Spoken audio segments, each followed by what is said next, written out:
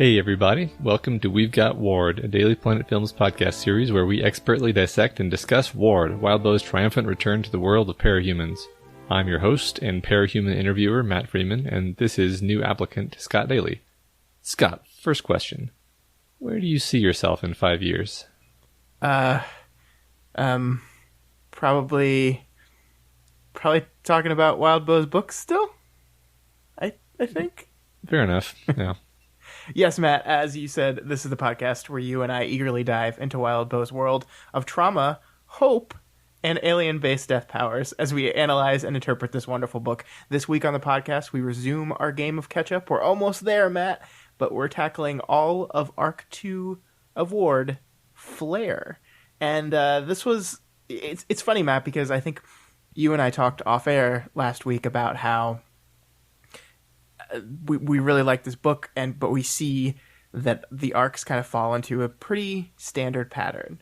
And then immediately after we said that, here's an arc that kind of throws away that pattern. Yeah, definitely. And not only that, but it was substantially harder for me to do my summary simply because of how different it was. And I had after 30 something episode, or more than 30 episodes of doing this kind of thing, there are some very, very dialogue heavy chapters here that were extremely intense to try to apply my typical skill set of summarizing to. So yeah, it was definitely extremely dense and did not follow the typical setup, build up toward a cape fight, and then cool down. It was not at all like that. No, yeah. And, I think we're going to get to some of our different comments. I think I probably liked the first arc better, although I think moment to moment, I think some of the stuff in here is really great, and I'm really looking forward to talking about some of it. And what we're still kind of in setup mode for the story of the book. And maybe we're not. Maybe I just feel like we are because I'm expecting this to be as long as Worm, and we actually don't know if that's true or not, but we still feel like we're establishing some themes, we're establishing conflicts and characters and relationships, and we really, the inciting incident of the story seems to have happened in this arc, the second one. But that's just me guessing. Yeah, I mean, I would definitely say we're still in the setup phase. We're only now in this, the first arc, as we said, was our put the protagonist in a terrible situation that forces her out of her comfort zone and makes her make choices that she might not normally make and makes her take risks and just gets the ball rolling in general. And now arc 2, we're meeting, I think at some point Wildbow said that you can read this story without reading Glowworm. So in some sense, we're meeting these kids for the first time in this arc. So, the narrative is bringing us into the world step by step. And yeah, I think this is definitely still part of the setup. Yeah, no, I agree with that too. And that's one of the things I'm looking at as we go is thinking about how, had I not read Glowworm, how would I have seen this? And I think you're right that you could absolutely read this without that information. All the new introduction of the characters we see in the story that were established in Glowworm are treated as complete introductions. So we're not meeting Kenzie, the person we met in the prologue. We're meeting Kenzie, the girl. And I think that's a cool way of doing it. I like it. There's some fun structural things that chapters in this arc do that I want to talk about when we get to them. The first one in the very first chapter, actually. So I think this is going to be a good conversation as always, and I can't wait to get into it. Yeah, me too. All right, first a few announcements. So we got some feedback regarding potential different segments of the show, how we could break the show up. We got a lot of advice in terms of how we can change the show format once we switch over to doing the 2 or 3 episodes per week format.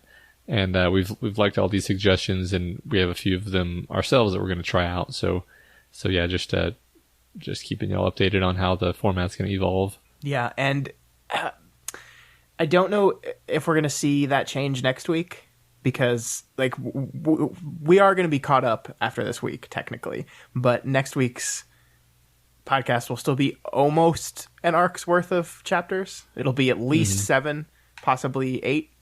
And so we're probably not going to do that much change because that's still a lot of stuff to cover in one episode. So you'll really probably see the changes episode after this next one.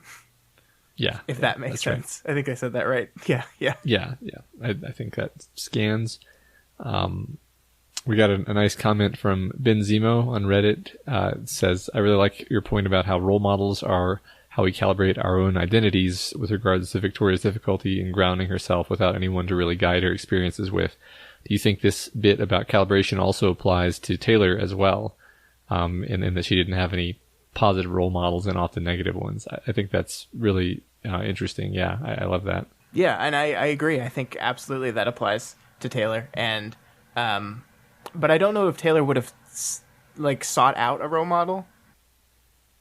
Yeah, no, I don't think she would have, because to her, it's hard to have a role model who isn't an authority figure, and she instinctively bucks any authority figures. Like she kind of, at a certain point, she came to admire people like Miss Militia, but that was, I don't know if she ever really saw Miss Militia as a role model per se. Like she's too her own person to kind of make herself subservient in that particular way. So I think Taylor as a character is like uniquely resistant to letting herself become attached to a role model just because of who she is.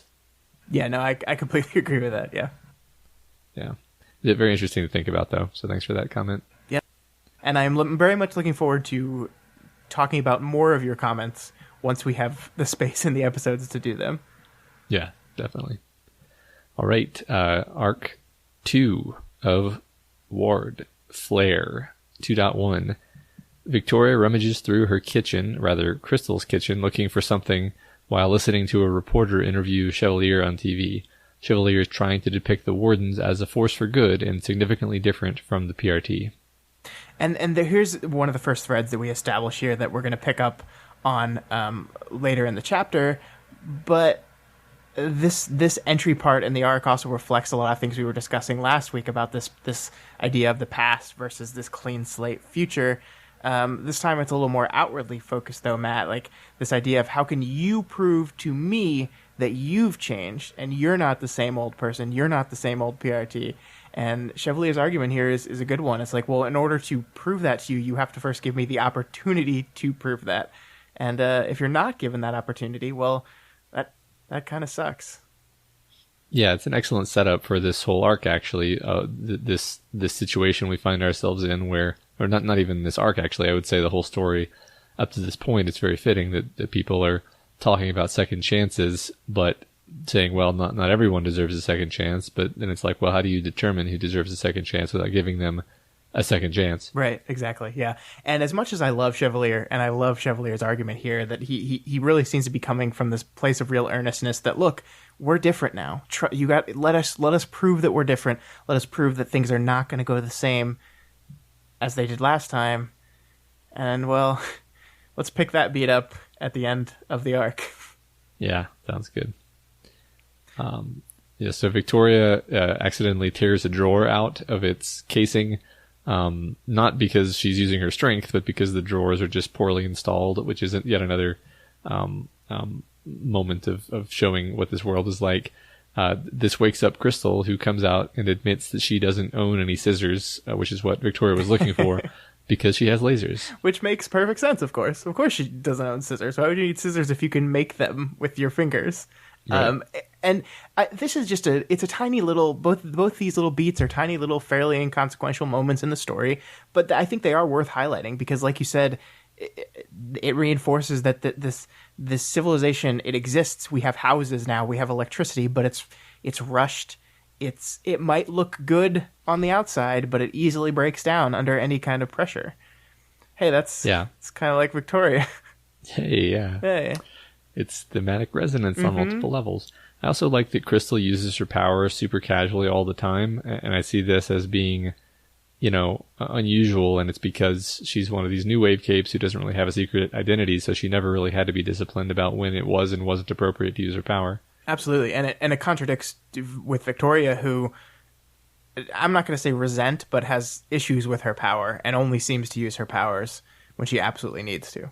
Yeah, we're starting to get the sense that within this arc, actually, she increasingly shakes off her complete resistance to wanting to use it at all, and gets to a point where she's a bit more comfortable and even goes on a long flight. Yeah.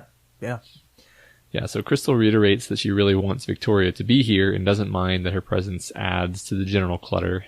Yeah, which I think is another really smart way of drawing out another trait in our main character. Like, a good way to explore who your main character is by reflecting their reactions to other characters' traits. So we have Crystal, who is this person that loves clutter. She loves her spaces to feel lived in. She wants people to know that someone's living here.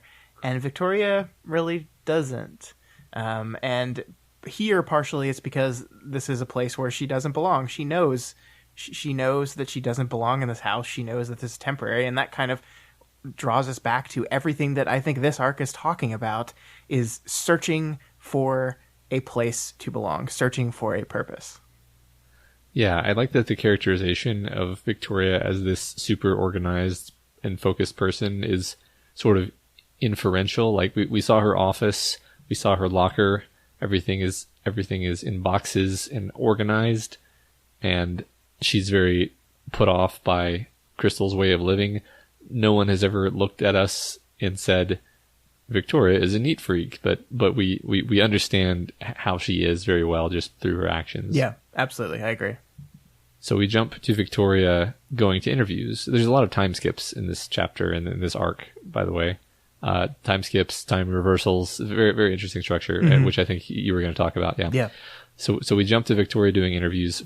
Foresight is the first group she goes to, and she admires this group for taking smart, calculated moves and for moving forward. Yeah, and I really want to talk about these first two interviews broadly before we dive into them specifically. I love this mixture of the mundane with the special, and that's exactly what we're doing here. It's like we're doing a job interview, but we're doing it with superpowers. Like, the questions that are asked of Victoria in this first interview are very standard job interview questions. It's just like, why do you want to work here? Why don't you want to be somewhere else? Like, showing interest in the fact that you researched the place. Like, that's something any counselor counseling you for a job interview would say. Make sure you research the place beforehand and let them know that you are aware of what they're doing and that you've researched them. And then, like, where do you see yourself in a year? Where do you see things in a year question? These are very mundane, real life things. And it's mixed, like, it's almost to a level of absurdity just because they're talking about, like, entrance into a superpower team.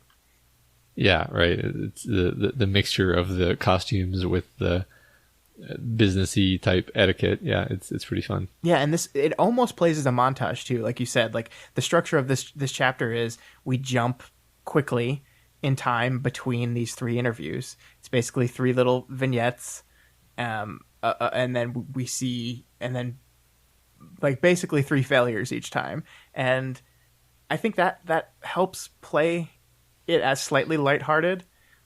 I say slightly because there's a lot of, like, underneath all this, there's a lot of real rejection and concern that Victoria feels, but she does not let herself consciously feel that stuff. Yeah, and I think that these rejections are also serving a narrative function that only becomes clear by the end of the arc, and even then isn't necessarily clear unless you make some guesses as to what's going to happen next. But basically we're seeing in three different ways, three different reasons essentially why she's not fit to work with these teams, because right. Victoria's a bit messed up right now, and it's a bit of a minefield, and when she finds people who she can get along with, it's emphasized how unique and special that is, because she has not succeeded in finding people to get along with yet. Yeah, if only she could head to the therapy session of the Misfit Toys. Yep, exactly. So this first interview with Foresight, the two capes interviewing her have to tell her no because the two thinkers in the room have done a read on her, and first of all found her to be hard to get a read on, but the things that they can get a read on are already bad enough. So despite the fact that the two interviewing her actually like her, they have to reject her. And this rejection is only mildly crushing. Yeah, only mildly. So much so that she says, as she walks out of the room, I wonder what Effervescent and Relay would be reporting about my emotional state as I left. It wouldn't be good. Yeah. I think this one really hurts. And I think it really hurts not just that she's not getting on the team, but this idea that someone else is aware of how just close to the surface a lot of her issues are. Like, she's good at masking her emotion, but they're still able to pick up on a whole bunch of shit that's not being masked. And I think that just the idea of that is uncomfortable for Victoria as well. Yeah, and this brings to mind, this isn't the first time we've seen her rejected, because in the prologues we saw her get rejected from graduate school. And it's interesting because this was a character who was super confident, knew where she was, knew what her place was in the world. People, they wanted her on the wards. She had all kinds of options. Then her life gets ruined. Then Golden Morning. And now all the doors are shutting in her face. Yep. And that's, kind of showing us where we are with this character. So next she visits Azure. Lark, the cape with Azure, briefly touches her back to guide her down the hall, which sparks off her aversion and puts her in a pretty bad mood. Yeah, I mean, so first of all, Victoria aside, touching someone on the small of their back during an interview when you've just met them, don't do that. Don't do that. And of course, this compounds the issue because Victoria has extreme issues with physical contact, and I think that's something that we repeat. Physical contact is something we repeat a lot throughout this arc. It's not all bad here. There's a lot of very positive physical contact, and because Victoria is so aware of that kind of things, her narration always points it out. We always know when she's touching someone, when she's shaking someone's hand, when someone's touching her face, when she's hugging. She's very conscious of all her contacts, so it draws it out to our attention as well. Mm-hmm. Yeah. Right. So the capes talk about, Lark then goes on to talk about the idea of capes having a brand and how Victoria is conscious of the need to have a brand due to her history with her family and with the PRT.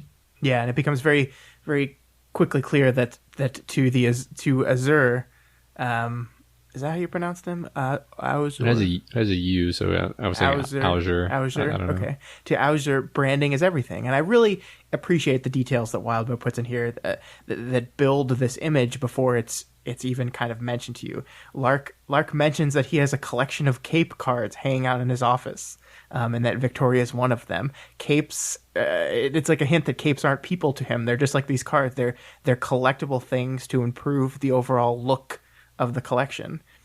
And then there's this really wonderful beat that I really liked. It's one of those things that when you're going through to analyze on your second time, it just jumps out at you, because there's this line where they've got to her office to Lark's office, and Victoria says, "I took a seat opposite of the glass top desk while he closed his door. He undid the button in his suit jacket before sitting down."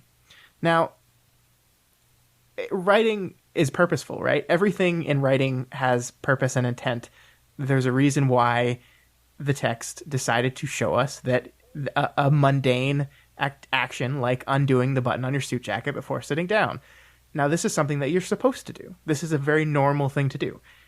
Anyone out there that has worn suits knows that when you sit down, you're supposed to unbutton your jacket, because else it gets all bunched up and terrible. But why did we point this detail out? Why is this shown to us in this moment? And I think that's really interesting, because it's going to reinforce this idea of image and properness, and this guy is primp and proper, and image and looks are so important to him that he's going to follow decorum in every way. Right. Yeah. I think the glass top desk also underlines that point, where it's this image of everything being essentially for appearances. I mean, I don't know, maybe this is wrong, but I think of glass top desks as only being used like in places where you're not really going to be using that desk too much. Yeah, they're not functional at all. Yeah. And yeah, basically the text is just pointing out to us that he's the type of person who is mindful of these details. Yeah. I think that's really great. I think it's wonderful attention to detail, and it's the type of stuff that I don't know if you'll consciously pick up on, but it all just kind of subconsciously builds an image for you in your head as you read. I think that's really cool. Yeah, absolutely. I mean, I think this is one of those things that is supposed to be subconscious. Like it's you're not supposed to notice this line. It's just supposed to help paint this picture of the character. Yeah. And then, so he goes on and he talks about turns, as in perception turns, which is actually a concept that I hadn't heard of before by that name. But he basically this idea that that when it comes to PR, what you want to track is the events that cause changes in perception. And he points out that Victoria's family and her own prior Cape identity don't have a lot of cachet brand wise. In fact, quite the opposite. There's a lot of negative turns. There's a lot of baggage, and eventually he gets around to saying, what we really want is the human angle, something where we could have an attractive young lady like yourself in the photo op, or your sister. No, I said. Her and the right person in a photograph. If you two paired up, Azure could make you big. And then she basically storms out at this point. Yeah, I'm totally shocked that line of questioning did not go over well with Victoria. Totally shocked. It's also, I found it hilariously presumptuous that he's like, we could make you big, and like his group is not that impressive. Yeah, there are only 5 capes so far. They've got delusions of grandeur, very clearly. Yeah, and, I mean, I think the fact that he's wearing a suit costume is part of that. Yeah, I mean, if anything, if they got Panacea, then they would be riding Panacea's coattails. Yeah. I agree. So, yeah. The thing that I think is cool about this again is once again we see our de-escalating protagonist who does not get into a shouting match, does not lose her shit. She just gets up and leaves. Yep. Yeah.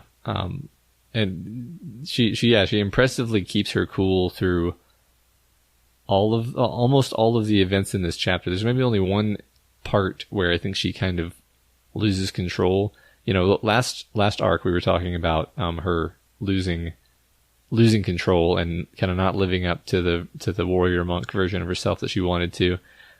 In this arc, I think I think she actually holds it together better, with maybe one exception, which I'll point out what I'm talking about when we get there. Mm-hmm. So next she visits with the Attendant, which are actively monitoring the portal while she's kind of walking around interviewing them. Yeah, and this is such a great contrast, right? The first, we had this group-style interview with thinkers reading you as you interview. In the second, it was this super formal marketing, branding interview. And then we start this final one with something different. They're in the field. She meets them in the field. They're working. They're doing. And I like the detail here that she's greeted by her interviewer with, once again, Victoria points out, contact. So she says specifically that he didn't shake my hand, but instead reached out to clasp my wrist. I clasped his. And the clasping of the wrist is a lot less formal of a handshake, right? It's still contact, it's still touching, but it's different from that formal handshake that Victoria got in her first interview and the extremely inappropriate touching that she got in the second one. This kind of handshake is more familiar and more equal, like they're comrades, they're on the same level. That kind of respectful handshake, and I think that sets the tone for this pretty good. Yeah, it's like a handshake between warriors, and you're actually primed to be most optimistic about this one. The first two, you kind of knew the first one wasn't going to work out immediately. The second one, she had a bad vibe pretty quickly. This one, you've got this cool guy, does the wrist handshake, and she likes him. The guy's name is Worrell. And she and Worrell are very low-key flirtatious, and Victoria admits to herself that he's attractive, but she's not up for pursuing a relationship at this point. Yeah, it's kind of like the three bears, right? Goldilocks. It's like the first one was not right. The second one was too thinkery. Second one was too markety, and this is just right. And of course, that doesn't go well. But yeah, I love this little flirtation between them because obviously Victoria's got a lot of shit to work out before she starts doing anything remotely related to dating or relationship like with another human being. but I like that we get to kind of get the insight in the type of guy Victoria likes. Like, she describes him as preppy. He's got this large white smile that she notes multiple times. It reminds us that Victoria was basically like the popular girl in school, right? She was the cheerleader type. And this guy kind of resembles that quarterback type. So it's like this reminder of who she is and the type of people she's attracted to. Yeah, definitely. So yeah, I don't know. I think at this point I was hoping that this was going to work out for her. I was kind of caught up in it. I'm like, yeah, which team is she going to get with? These guys seem good. So she looks over the other capes on the team. She notes a mech tinker, and a couple others, a guy on a long pole, and decides to go talk to one of them, but then she gets sidetracked when she eavesdrops on a conversation and then pries her busybody nose into the conversation. So some Canaanites, that is to say some people from the settlement of Canaan, are trying to recruit newcomers at the portal, and she takes issue with this. Yeah, this almost really frustrated me because when she was interrupted, she was heading over to talk with the person with the moons all over their costume, and I was like, Moonsong? Are we going to learn if she's really the bigot that we thought? No, sorry, not yet. No. So we learned a little bit about the Fallen here. So we get a little refresher, and we didn't know that much about them really in the first place, other than they were an Inbringer cult, and we knew Valefor and Eligos, the pair who tried to stake a claim in Brockton Bay. But now we're told that apparently there are 3 family branches of the Fallen. There's the ultra-religious ones, the McVeys, the kidnapper ones, the Mathers, and the jackasses, the Crowleys. I love these names because they all have terrible connotations. They do. It's really smart. It's subtle. Like it's really subtle, but it's well done. And like, I find this really interesting, and I find this really thematically interesting as well, because you have the Fallen. They basically existed as they say themselves as doomsday prophets. They were the ones telling everyone that the world was going to end, and they were right. The world ended, and now it's future. Now it's post end of the world, so they're possibly trying to rebrand who they are, and it's pretty explicit here that they're not being completely honest, that there's some shady stuff going on here. But Victoria doesn't like these people, and with fair reason. They really sucked. They hurt people. We saw what they were trying to do in Brockton Bay back in Worm, but we jump back to the beginning of the chapter, and we see with Chevalier sitting on TV telling people, trust us, we're not that old organization anymore. We have changed. Let us prove it to you.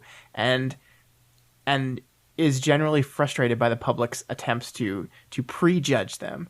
And is that not what's kind of happening here? Victoria does not like the Fallen, and has decided that despite what they say here, they must be lying, they must be false, and they must not be trusted, and they don't deserve that second chance.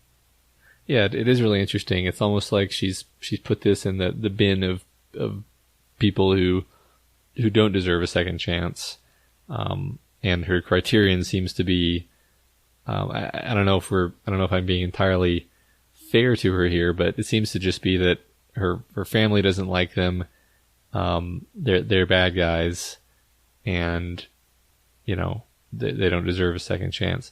That being said, I think the situation definitely suggests that they're sort of poaching vulnerable people and trying to take advantage of them, and 99% sure that she's right about this. No, I think you're absolutely right, and that's something I don't want to misconstrue, that I am not defending the Fallen at all.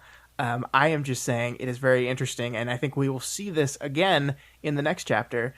Victoria making decisions on who is and is not worthy of this second chance stuff, and that's interesting, and that's a viewpoint into her character and her perspective on these things. Yeah. So she makes a big stink here, telling this couple about the Fallen's dirty laundry.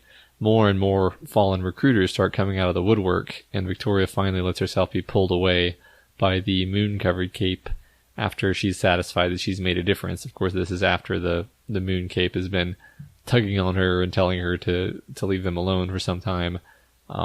So this is actually the moment when I was saying she might have lost control a bit, because I'm not convinced that this was a calculated move on her part, since she pretty much torpedoes her own chances with this team for questionable gain. No, I completely agree. That's absolutely what she does. Like, this seemed to be the right fit, and she blew it. And I think we learn in the second chapter there might be other reasons why she was kind of okay with blowing it, or maybe that's just rationalization on her part. Not totally sure, but she sacrificed her spot on this team, and you're right. This is Victoria escalating a situation. She did not walk away from the situation. She escalated it. She kept going. She kept pushing, and I like this image because what happens? What happens when Victoria escalates the situation? What happens when Victoria doesn't back down, doesn't walk away, at first at least? The result of the escalation is more bad guys come. They teleport in more bad guys, and they just keep coming. Yeah. And that's, like, metaphorically really fascinating, because, like, that's this whole violence begets more violence, escalation begets escalation thing that we saw so much throughout Worm, that if you escalate a conflict, the other side's just going to escalate right back at you. Yeah, that's a very clear metaphorical illustration of that. I want to go a little bit down the rabbit hole of talking about how her self-sabotage might be deeper than it even looks, because, like, I think she just got straight up rejected by the first team. The second team she stormed out on because they were asking something of her that she didn't want, which you could call borderline. You could say that she could have sucked it up and just been like, no thank you, and then continued that conversation. Yeah. This one, she entirely sabotages, and it causes you to wonder how much she really wants this. I mean, again, I'm concerned that I'm extrapolating too much from too little evidence, but she's basically she has a real chance with this group, and she does throw it away, and it at least makes you ask whether there was some part of her that doesn't want to do this, actually. I think that's a fair question to ask, and I don't know if it's so much doesn't want to do this, and possibly more doesn't think she's worthy of it. Mm-hmm. And I think it's fair to read that too, because, like we said, this is one instance of her escalating a situation in which we have seen every other time her calmly, rationally backed down from these kind of things. But here, even with prodding from an external source, she keeps going. And that is a change in her behavior. So I think it's fair to look at that change in behavior and dive into what might have caused that. And I think, on some level, maybe ensuring that this does not work out for her could be seen as one of the motivations to switch behavior in that instance. Yeah.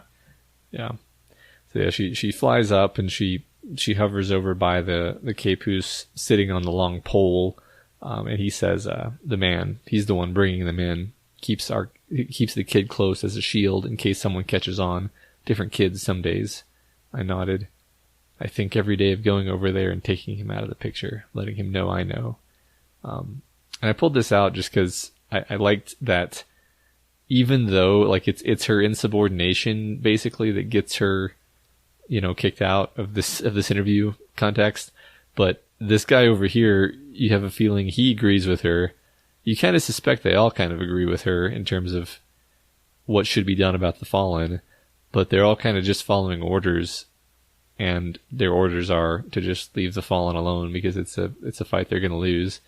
So this kind of says a little bit about how really all these capes are on the same page, but Victoria is less willing to follow orders than others. So that's a different take. I realize I just said, like, oh, she did it because she's being self-sabotaging. There's also the lens where she just did it because when she sees something that's not right, she feels compelled to fix it. And that's sort of orthogonal to the idea that she's sabotaging herself. It's just like, no, she literally can't help herself. Yeah, but it could be both. Like, I don't think it's completely orthogonal. I think it could be a little of column A and a little of column B. Like, we very much see she has this need to interject herself in situations where she sees wrongs being committed. That's absolutely true of her.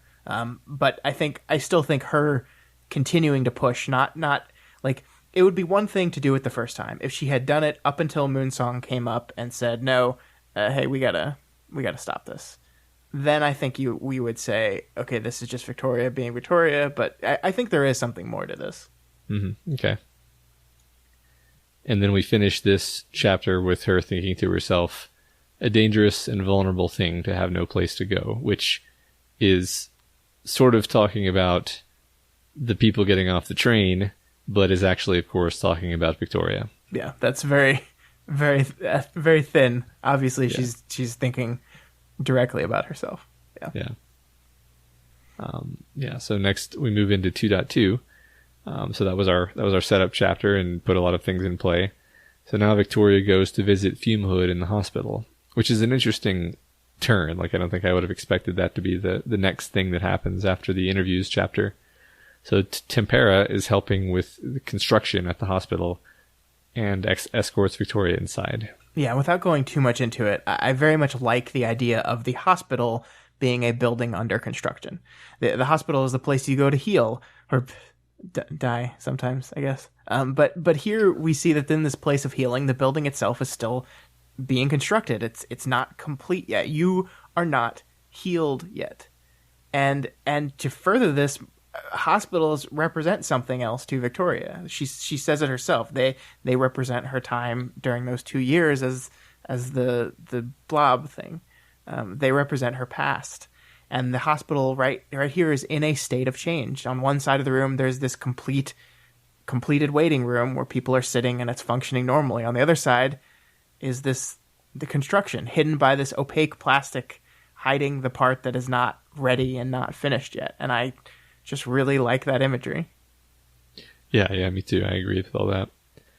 So she walks toward Fume Hood's room with Tempera, and they talk about Victoria's pavement pounding, how the Attendant have accepted former Empire 88 members, and Victoria doesn't think that she could work with them anyway, which I like what you pointed out earlier. So they also talk about how Fume Hood isn't really the same type of person as a former Empire 88 member, because, you know, you can justify working with Fume Hood. She's contrite on some level. Her reasons for being a villain were different, whereas those Empire 88 guys, those guys are obviously unforgivable. Yeah. This is great because, like we mentioned earlier, this feels like a little bit of revisionist history. Suddenly she's like, well, I couldn't have worked with them anyway, so that's fine. But yeah, I like that beat about Fume Hood is not the same as a former Empire 88 member. Well, I mean, how do you know that? Like, like at least with the Fallen, you're right. We got the idea. They were here recruiting. They were taking vulnerable, weak people and trying to recruit them into some sort of indentured servitude arrangement or something, probably. How do you know that these particular Empire 88 people that have joined with the Shepherds are not truly reformed? You don't. Like she really doesn't have any idea. This is her previously conceived idea of who these people are. And like, we both know I hate Nazis, Matt. Like, I went on a whole rant during the Crusader interlude. So, on the record. Yeah. So, I mean, this is not me defending these people. I'm just pointing out that she sat with Fume Hood and she had a conversation with Fume Hood and really felt like she got to understand Fume Hood. So now Fume Hood is worthy of a second chance.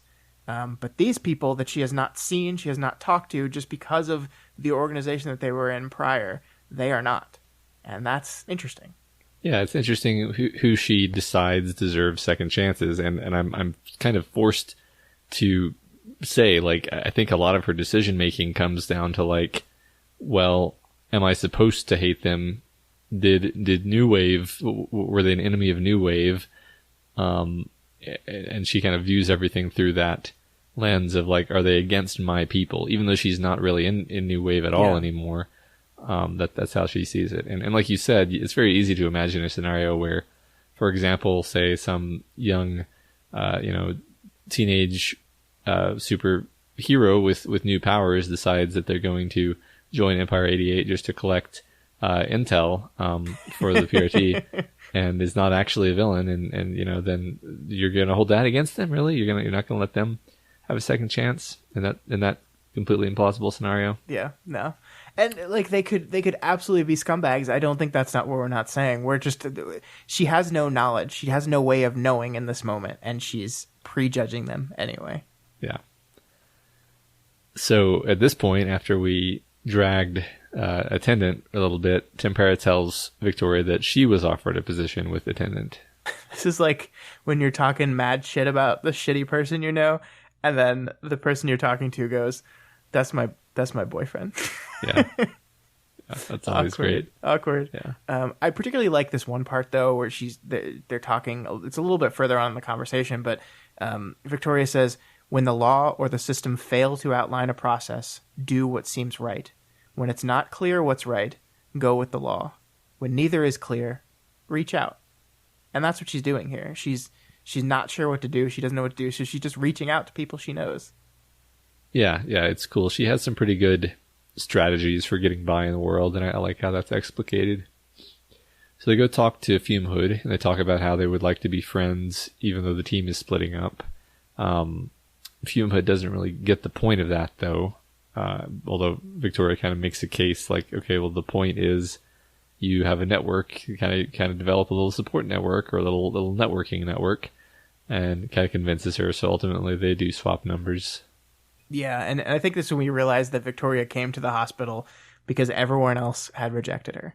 And on some level, I think we see that she was hoping that this group would stay together and even possibly let her have a spot on the team. Maybe I could belong here. Like, all those people rejected me. Let's go to these people. Maybe they'll take me. And again, she's disappointed. These guys clearly aren't really a team anymore. And I think it's fun to compare this moment to the camaraderie that we see amongst the chat room team later on in the arc. That like, these people tried once, done, splitting up. That group can't be talked out of it. And I think it's interesting to draw a connection between those two. Yeah, and to your point about Victoria hoping that she could get a point with this team, that's what I thought was going to happen. Like, that's kind of narratively, I thought, okay, the first arc is setting up these guys, and they're going to be in bad straits, and Victoria's going to join them. And after failing to get a spot with any of the real teams, she's going to get a spot with this plucky team of misfits, which, is not correct. It's just another place where she's going to get let down, actually. Yep. So there's a small bit here where they're basically trying to cheer up Fume Hood, pointing out how much support she's getting, and Victoria says the cards and flowers might have something to do with how you're the topic of the moment. I heard something about that, Fume Hood said, indicating Crystal Clear. From me, Crystal Clear volunteered unnecessarily. So that comes across as mildly comic in the moment, like, oh, Crystal Clear, he's inept.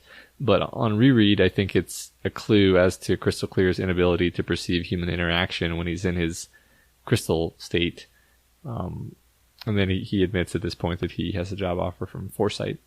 Yeah, I think you're absolutely right there, that it is a clue to what we see at the end of this arc and in his interlude, that he just doesn't know what people's faces look like and doesn't know how to read gestures and expressions. And it is funny. I think the use of the word unnecessarily there, like, is what makes it funny, I think. Like, yeah. From me, Crystal Clear volunteered unnecessarily. Right. Like, to draw, like, this was totally not needed at all. But yeah, thanks, guy. You can feel the, like, wet plop of those words, right, briefly stalling the conversation. So yeah, after the meeting, Victoria wanders around the hospital, sort of doing her Victoria lost in thought thing that she does, until a nurse speaks to her, and then Victoria sort of thinks out of the blue to ask about crisis points, which we quickly learn is something involving having a friendly hero cape come talk to kids who just had potentially traumatic experiences. Yeah, she's lost in thought, and that gets her literally lost in the hospital. She gets turned around and lost in the hospital, and she's lost in life. She's been rejected everywhere she turned. She can't go back to her family. She Crystal's off doing her own thing, and she still doesn't feel comfortable living with her. She's lost her job. She's interviewed with 3 teams that we know about. We learn more that she emailed others that just rejected her offhand. She went to these random people she met yesterday, and they're not even a team anymore. So she's got nothing and nowhere, but she still needs to do something. And so she does it. She does what a hero does. She just simply helps people. Yeah, it's pretty cool. Yeah, so she first she looks in on a girl who's acting surly and has apparently had a bad day. Victoria shrugs off the surliness and offers to take her flying in a harness. Yeah, this is really great, and I love that she is basically in like a borrowed costume that's kind of looks like Legends. Like she's wearing a top that kind of looks like Legends costume, and the girl calls her fake Legend lady, which I think is perfect. But I like the idea of the borrowed costume too, because I think it sets the idea that while Victoria is doing right here and helping these kids, this is a temporary fix to her problems. Just like that costume, it's borrowed, it's temporary. It is not an actual like solver of the issue she has, of the lost feeling she has. It's just a temporary way to make her feel better and take care of some sick kids too. Yeah, it's clearly a ridiculous costume that is, not at all fitting to her in any way. Yeah. Yeah, she's not fitting in that identity. Absolutely. But we finally see her, I think for the first time, get some enjoyment out of her powers. And it says, I smiled, letting the swoop dash all the other thoughts and feelings from my mind, vicariously enjoying the experience of flying for the first time, of flying at all. So here she's taking the girl flying and actually enjoying it. Yeah, and we know how much flying itself is connected to her past and to her memories. So this is a big deal. This is a big deal for her. This is not just her enjoying flying. This is her letting some of the issues she has with her own powers and her own body go away a little bit, even if it's only temporary. Yeah. So yeah, it's implied that Victoria then takes a few other kids flying and then ends up with Juan, who is not well and is tired and really only wants someone to read to him. So she reads him Good Simon. Yeah, is that a real book series? What is that significant somehow? That's a Twig reference. There's a character who reads a book series called Good Simon in Twig. Cool. Yeah. Guess I'll have to read that book. Yes, you will. So Juan falls asleep, and then Victoria checks his pulse, an act which she thinks of as paranoid, a label she seems to apply to herself constantly in this arc. She leaves him a nice note, and then goes to look for the face that peeked in on them while she was reading. Yeah, I think her paranoia is definitely a trait that it seems very clear we're setting up as something that's going to be revisited again and again throughout the story. That the idea that she is paranoid and that paranoia seems integral to at least her description of her character, and I'm interested to see where that goes in the future. Yeah, I didn't even really read that as paranoid. Like she's very eager to call things paranoid that you might just call cautious. I mean, you are in a hospital with a sick kid, so right. Like you've been reading to the kid is sick, you're not sure exactly what's wrong with him, you see him passed out. I mean, checking him for a pulse. Like, I have an old dog, and when I see my old dog laying there on the bed and it doesn't look like she's moving, I check for breathing. I do that all the time. I don't think that's being paranoid. Yeah, no, I definitely think it's worthwhile to point out where she's pathologizing her behavior, where her behavior is not actually bad. Yeah, I think absolutely. So it turns out that this boy who comes to see her has a friend who just got powers. Victoria is on the case. She first reaches out to Tempera to see if she can put the girl in touch with the wardens, then to Yamada to see if she can keep an eye out for the girl. Tempera mentions that Victoria is needed for some big capey thing that's happening, and Jessica follows up by asking her to lunch and says, "There's something I'd like to talk to you about." Yeah, so we basically conclude this first chapter with basically, look at how amazing Victoria is, right? Because there's no other clear signifier in narrative or in life than having a person help sick children. like if you spend time having a character help sick children, it's obviously to say, look, this person's really good. They're really, really good. They're a solid, decent person. So we finish up this continuing issues that Victoria is having by pointing that out directly. But behind all that, we have Victoria's increasing lostness. She helped people today, and that's great. But like we said, it's not a place to belong that she's looking for. It's not really what she's looking for. It's not a new identity to hold on to. It's not a new purpose to hold on to. It's part of that, sure. She can continue to do that, and it makes her feel good, and that's great. But it's not everything. And Jessica's note to her has this tinge of suspense to it, but it also serves, I think, like a call to action for her. Like this is, you're lost, and here maybe is a focus. And I think it ends up being that, yes. And we'll see. But first we got to do some other stuff. Yeah. So we move into 2.3, and Tempera meets Victoria and Sam, which is the boy's name, outside the hospital. Apparently, the citizen labor group, who is responsible for all the new construction, is pitching a major fit, even calling in outside help. I'm not sure what that means yet. In response, the peacekeepers are pulling out all the stops, even bringing in Crystal's group, the paramilitary PRT-CJ. Oh shit, never mind about that other call to action. This is quite literally a call to action. Yeah, we got to do this first. Yeah. And all the headlines say war, and Victoria decides that she's going to go lend a hand with this emerging situation. Yeah, and I like that she finishes this with, I'd fly even. And I find it interesting that she describes it like this. She's been looking to join a superhero team for the entirety of the arc so far. But still, the idea of using her powers is uncomfortable to her. Like, I'd fly even. Like, this is enough of an emergency that it makes it worth flying. And I like that. So to her, powers are not a daily thing. Powers are an answer to a need. And I find it interesting that the need isn't super specific. Like, there could be a war, so I need to hurry and fly to help Crystal. Yes. But also, the need could be as simple as, this sick kid needs a pick-me-up. And I like that we're contrasting those two things. Like, I think she is making strides with her dealing with her powers, but she's not there yet. And what is defined as a need to her is interesting. Yeah, she's afflicted with a desire to help people, like she said. Yep.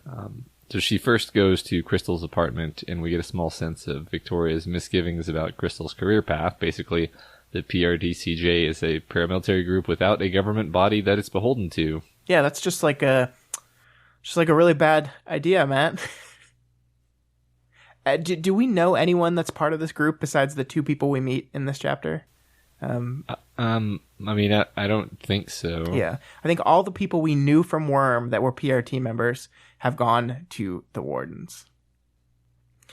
In fact, when I read this originally, I had confused it, and I thought the PRT CJ was like a wing of the Wardens, which it seems to clearly not be here. And I was like, Chevalier, you can't talk about how you're moving on for the PRT if you name your group have PRT in it. But I do think it's interesting that we have this idea of fresh start, new beginnings, and then we have this one group that is still clinging on to that old name. And that old name has been pretty thoroughly raked through the mud by now, right, Matt? I mean, like, the PRT as it stands at the end of the last book and the beginning of this one is not like an honored, valued institution anymore. Yeah, right. Yeah, it's unclear even, like, who's asking them to be here, you know? Like, we're not super clear on what the power structure is. And I think that's interesting because I think you could be forgiven for assuming that they're just inserting themselves into the situation.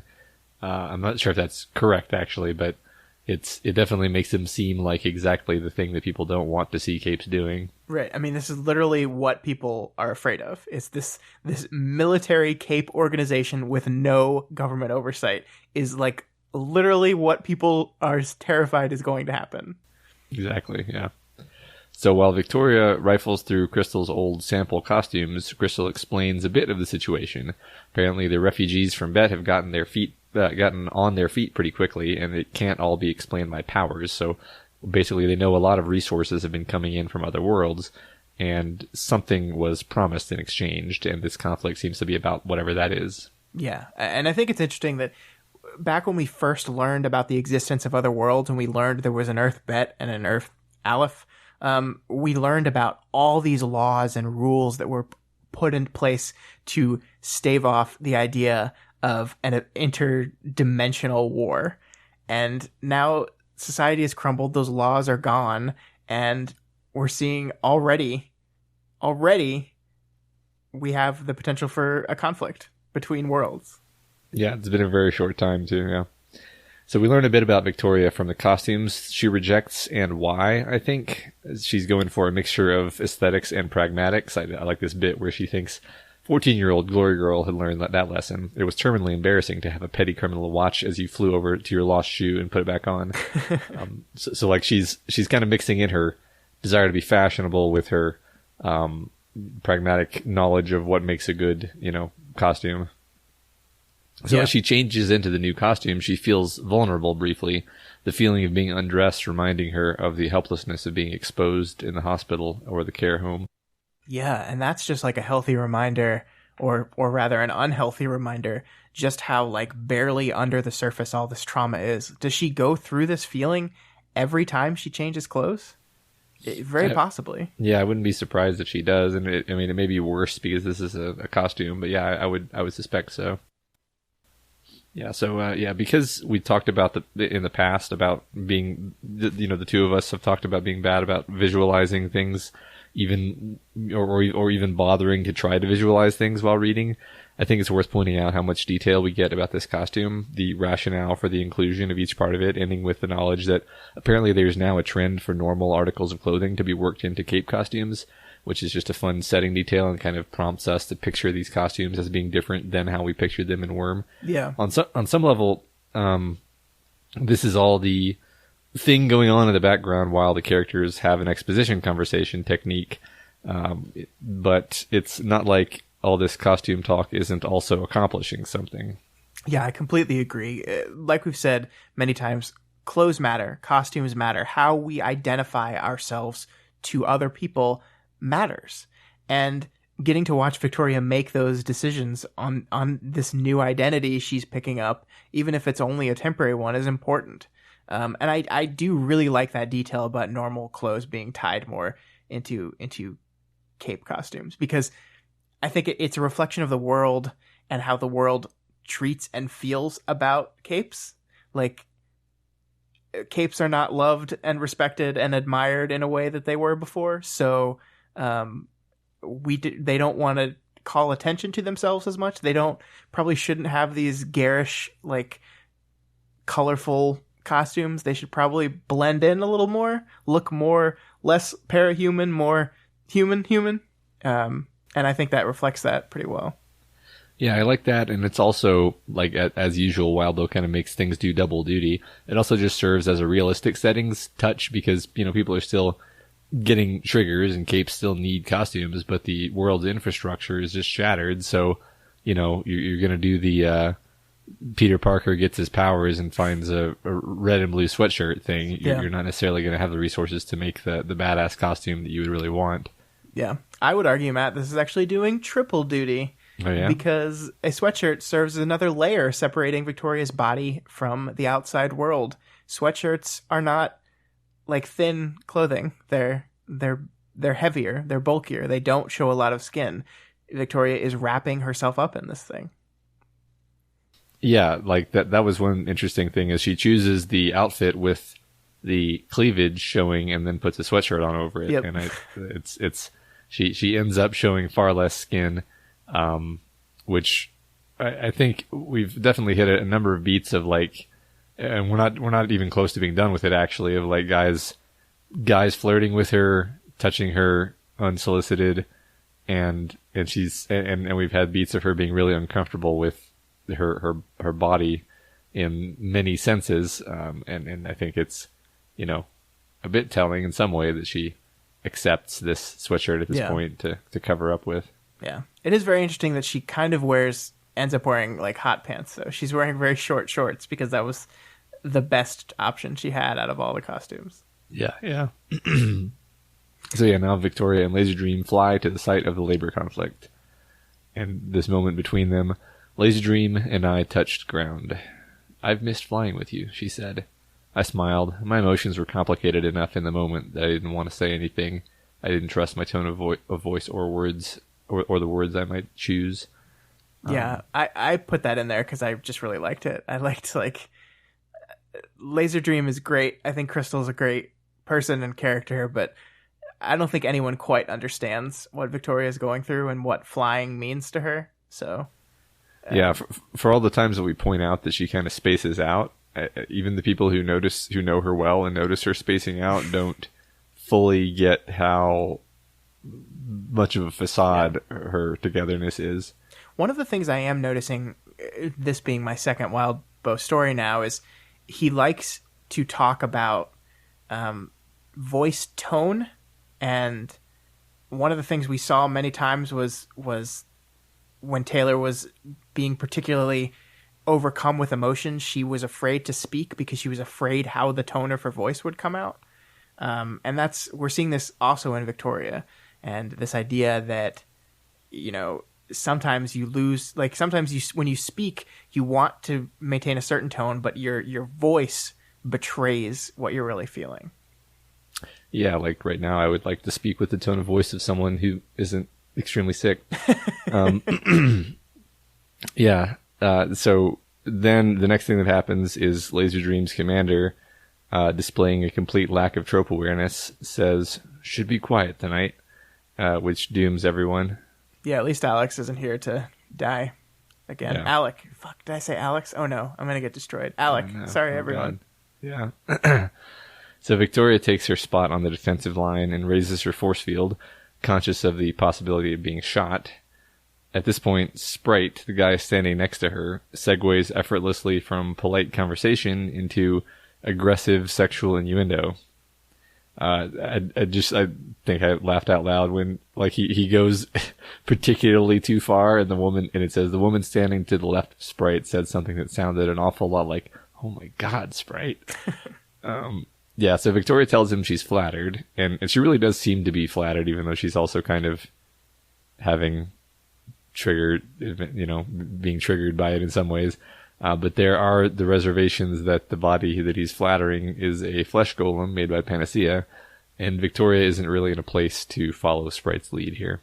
Yeah, I want to talk about this for a little bit, because the first time I read through this whole interaction very much rubbed me the wrong way. I found this guy way too forward, way too creepy, and I was totally put off by him. And when I went back and studied it, I don't think it is as bad as my initial reaction made it seem. I still do think it's kind of an inappropriate conversation to have, but Victoria does like freely like bat that ball back and forth with him for a little bit. She does play along for a little bit. It does get her to smile a little bit. So it's not completely terrible. So I've calmed down a little bit on my initial implication of Sprite and who he is. But it does mess Victoria up a little bit, right? Like she's not in the situation to flirt. She's not here to play sexual innuendo. And this conversation does hurt her. She specifically says, "His moment of frankness had brought things home again. My tone of voice was audibly different, even to myself, as I said, 'I'm flattered, Sprite,' really." So this brings stuff up, like him being so frank reminds her of the issues that she's dealing with and ends up causing her pain. So, guys, maybe don't like go straight into sexual innuendo with random people, especially like when you're on the job, like when you're working. That's what they're doing right now. They're working. Yeah. Maybe don't do that. Right. They're basically like going to be having to stand together for an indeterminate period of time.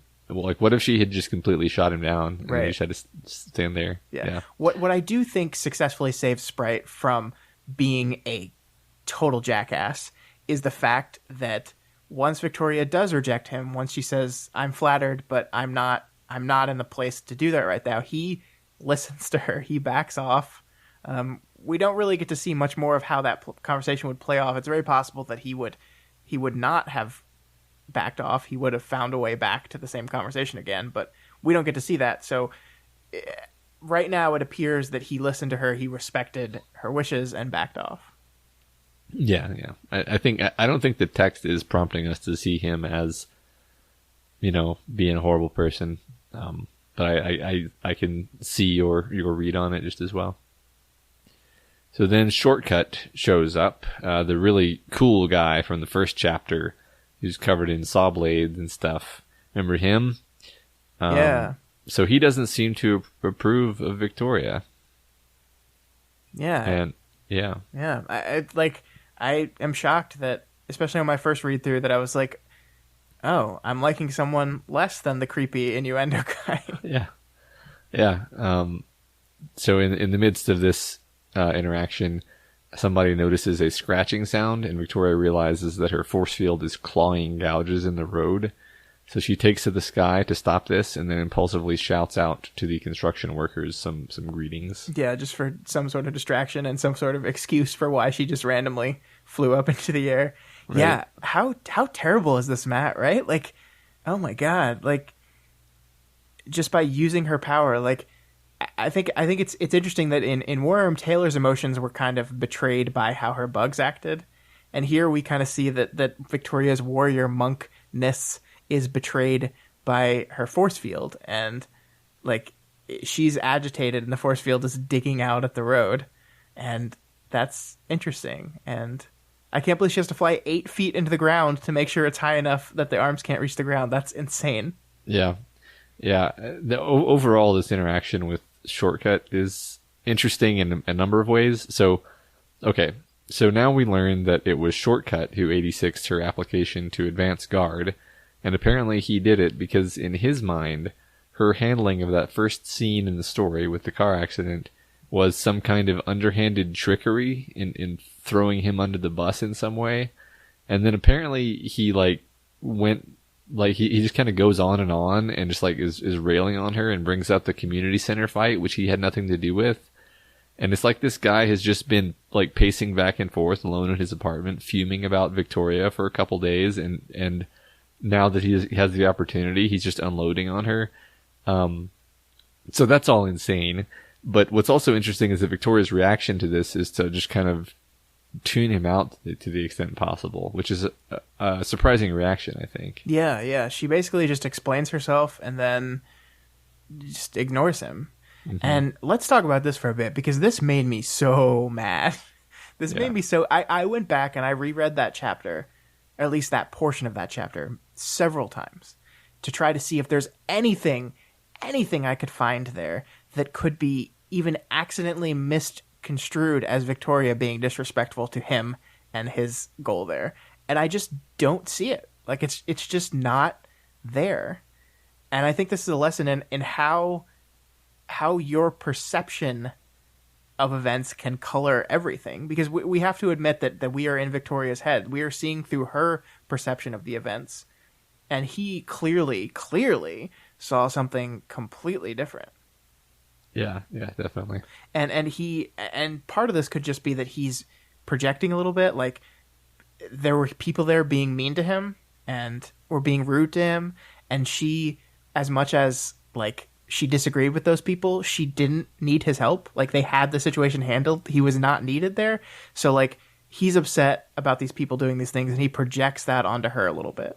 But this is bullshit. To be that vindictive that you torpedo her chance at getting into the group just because you're mad that she slighted you in your perceived world in your head is such bullshit. What a vindictive asshole.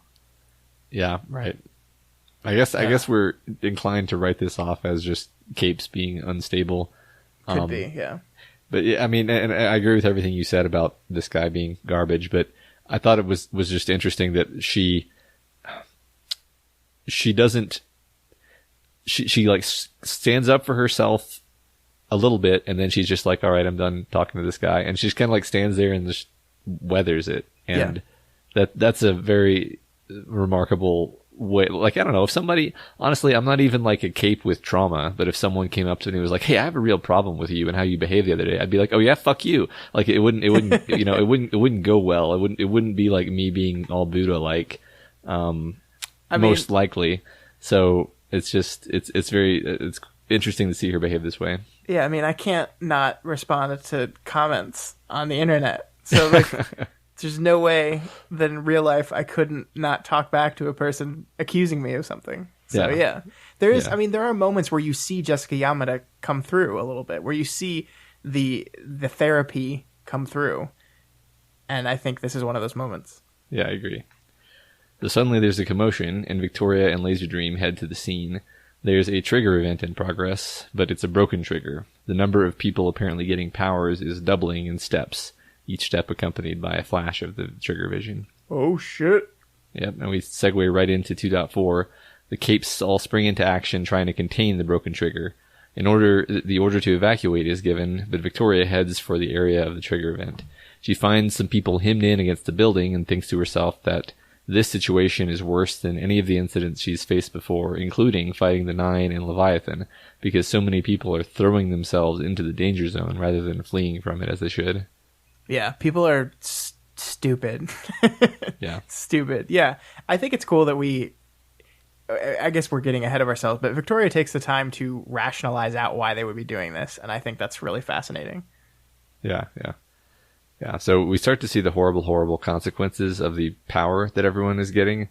It's all variations of some kind of matter creation, manipulation, or distortion, but it's not protecting its hosts, which is, you know, kind of the hallmark of a broken trigger.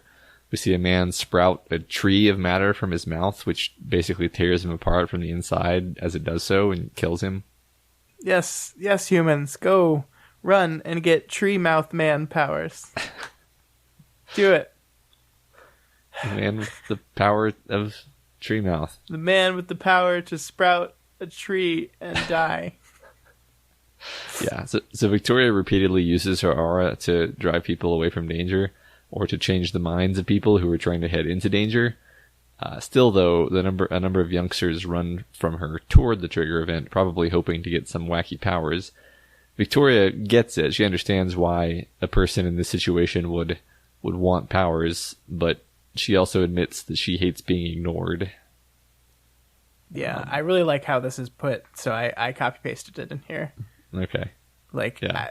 Rationally, I knew that. Less rationally, I had a weak point that extended well before the gold morning, well before the hospital stay, well before the Slaughterhouse 9, before the bad days against Empire 88, before my trigger even.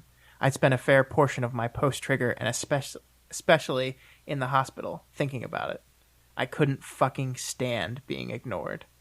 And I really love this moment. I like that Victoria takes the time to have empathy for these people. She really does understand how a scared person forced to live in this world with very little understanding of how powers work would see powers and say, there's the solution to my problems. Everything that is wrong with me, if I was one of them, if I was a cape, solved. So they see them and they run towards them. It makes sense, and I love that she understands it. But we tie it back to her original trauma. The OG trauma of Victoria, Matt, is that she does not want to be ignored. Yeah. Yeah, it's interesting that particular trauma was only made much worse by her time in the hospital. I know. It's crazy. Yeah. Almost as if these powers that people get and the things that happen, like, don't solve the traumas. They just, like, reinforce them. I don't know. I still want my power. You know. Okay. Sure, it would turn out well for me. So she chases after these kids, checking to make sure Laser Dream isn't watching, and uses her force field, which is sort of a autonomous, semi-cooperative, short-range telekinetic power, I guess, at this point, to lift a car and throw it toward the youngsters, aiming to crush another car in front of them, making a barrier. Yeah, the implications of this are pretty profound.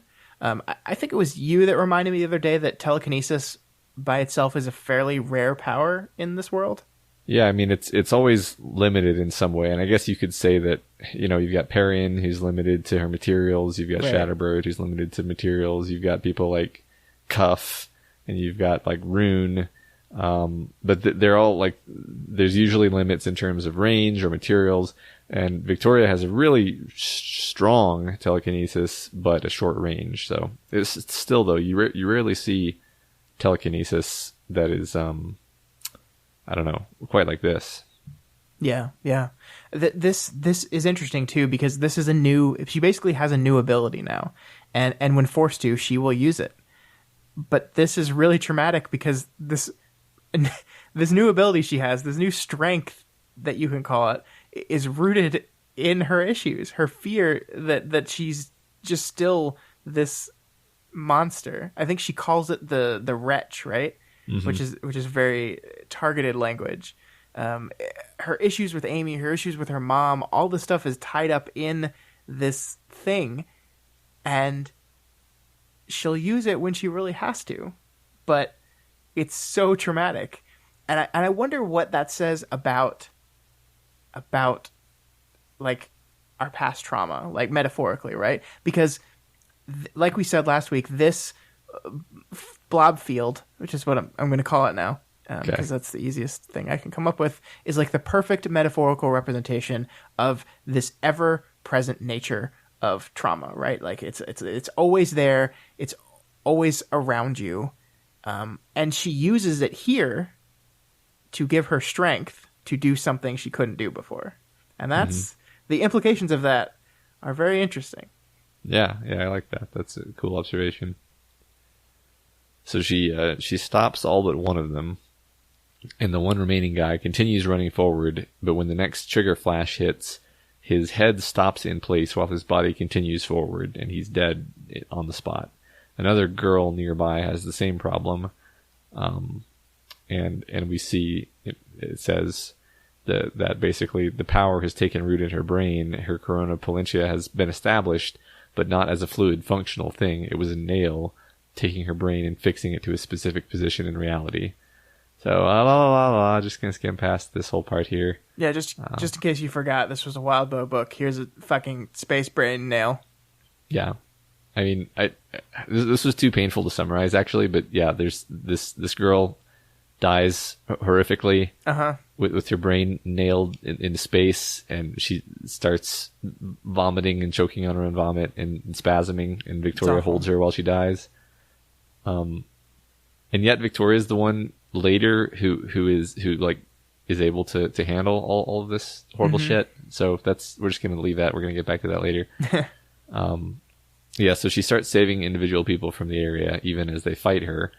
Her authority, grit, and leadership really shine through here in these scenes. Right, yeah, you see her, she's really kind of just born to it. Like, she's born to lead.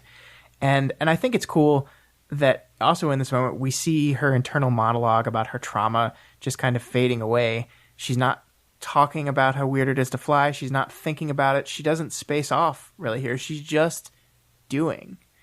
And I really like this one part. There is a slight pause in the battle, and she has time to think. And she says, "There was only what needed to be done, the mission that stood front and center. It was difficult to execute effectively, but simple in how Glory Girl, Victoria, the Phantom Wretch, and the capes I was working with could all agree it should be done." And, like, that's powerful. Mm-hmm. Yeah, there's alignment. It's pretty cool. Yeah. So she notices now that the area is becoming smudged and realizes that this is Little V's power. Yay. Little V. Yay. I had never seen her called that before. That's adorable. Yeah, and you can imagine her calling her Little V because she's Big V. Yeah. And I don't think if we ever knew officially that Vista had survived Gold Morning. I'm not sure. I don't remember. I don't think we saw her die, but yeah. I don't think we saw her die, but I don't think we saw her in the epilogues either. So Vista's alive still. Yeah. Actually. Did we see her in the epilogues? Yeah. Fuck. Yeah, she was in Rachel's. Yeah, you're right. Damn it. Yeah. Damn it. Yeah. Sorry. I'm just gonna delete this part. That never happened. Never happened. Yep. So yeah, she goes into the area that Vista is stretching out to help contain the effect and protect some people from a desperate woman with broken powers, and then she saves some vagrants. And she uses her smarts here too. She knows Vista, and she knows how Vista's power works, and so she sees the places that it's working the least well must be places where there are people. So she uses this to both help Vista out and also to save some people, which is cool. Yeah. So when they finally get those people out, a blindfolded thinker cape tells them that there are 92 people left in there. Rocket Round, the leader, orders the capes to hold position and see what happens next. The blindfold cape mentions that Victoria did good work. Victoria thinks back on the amorphous fake Edens in the trigger vision and the shape of her phantom self. Yeah, and this is when I think all her stuff kind of catches up with her, right? And I think this is a connection that a lot of people made back in Worm. I think you and I made it as well, that Victoria in her blobby form looks a lot like Fuckster did, right? Uh-huh. It makes you wonder how much of what Amy was doing to Victoria was subtly or unsubtly being manipulated by her shard. But the part on this I like the most that we didn't touch on is how Victoria, in the middle of connecting this blob field with Fuckster, she remembers Anne, the girl who got brain pinned before. She remembers her dying, but she doesn't just remember her dying. She specifically remembers her touching her face as she died. We skipped over this because you were uncomfortable with it, but one hand came up to touch the side of my face and my hair clumsily, as if she didn't have to full use of her fingers. One pat. And that's what happened as the girl died. And as all the battling is dying down and all this stuff is catching up to her, and she's thinking about her deformed nature and how that related to Eden, she also starts thinking about that lingering sensation of Anne clinging to me hard, the touch on my face. I didn't know what she had wanted to communicate, a last gesture. And this is like, we've been talking about it, but touch is important. Like, human contact is important. And here's another instance of someone touching Victoria as she dies and her drawing attention to it. And in this loss, where she's like kind of lost and zoned out, that's one of the things she thinks of. Yeah, it's super heartbreaking. And I kind of do interpret that pat on the face as the kind of like Anne knows she's dying and she's almost reassuring Victoria, right? Like that it's okay. It's okay. Yeah, it's okay. Which is the saddest thing ever. Yeah, and like you said, it's the touch for humans is indispensable. So as much as, maybe some part of Victoria would prefer just to never be touched and not have to deal with this problem, there's a lot of positive touch that happens in this chapter. There's holding hands with Crystal at various times. There's this touch. There's Victoria holding Anne as she dies, trying to keep her from falling and just to give her comfort. It's really powerful stuff. Yeah, that's something we haven't touched on throughout this whole thing, but yeah, it's very clear to us throughout this whole thing that Crystal is not taking any of this well. Mm-hmm. And she is, through much of the worst of this, Crystal and Victoria are holding hands, and we note that Crystal grips Victoria's hand tighter in some parts, and Victoria in turn grips Crystal's hand when particularly bad things are happening. Yeah, although I think overall we get the sense that Victoria is more focused on helping, and Crystal is maybe more shaken by all this. Yeah, absolutely. I think Victoria's gripping on Crystal's hand is solely for her cousins. Yeah, like it's not to get strength for her; it's to provide strength to her cousin. Yeah, I think you're right. So her reverie is broken only seconds later when Typhlosis, the blindfolded cape, says that only 4 are left alive. So the 90 or so people were just killed by their powers in that short span of what seems like a few seconds. Yeah. Jesus.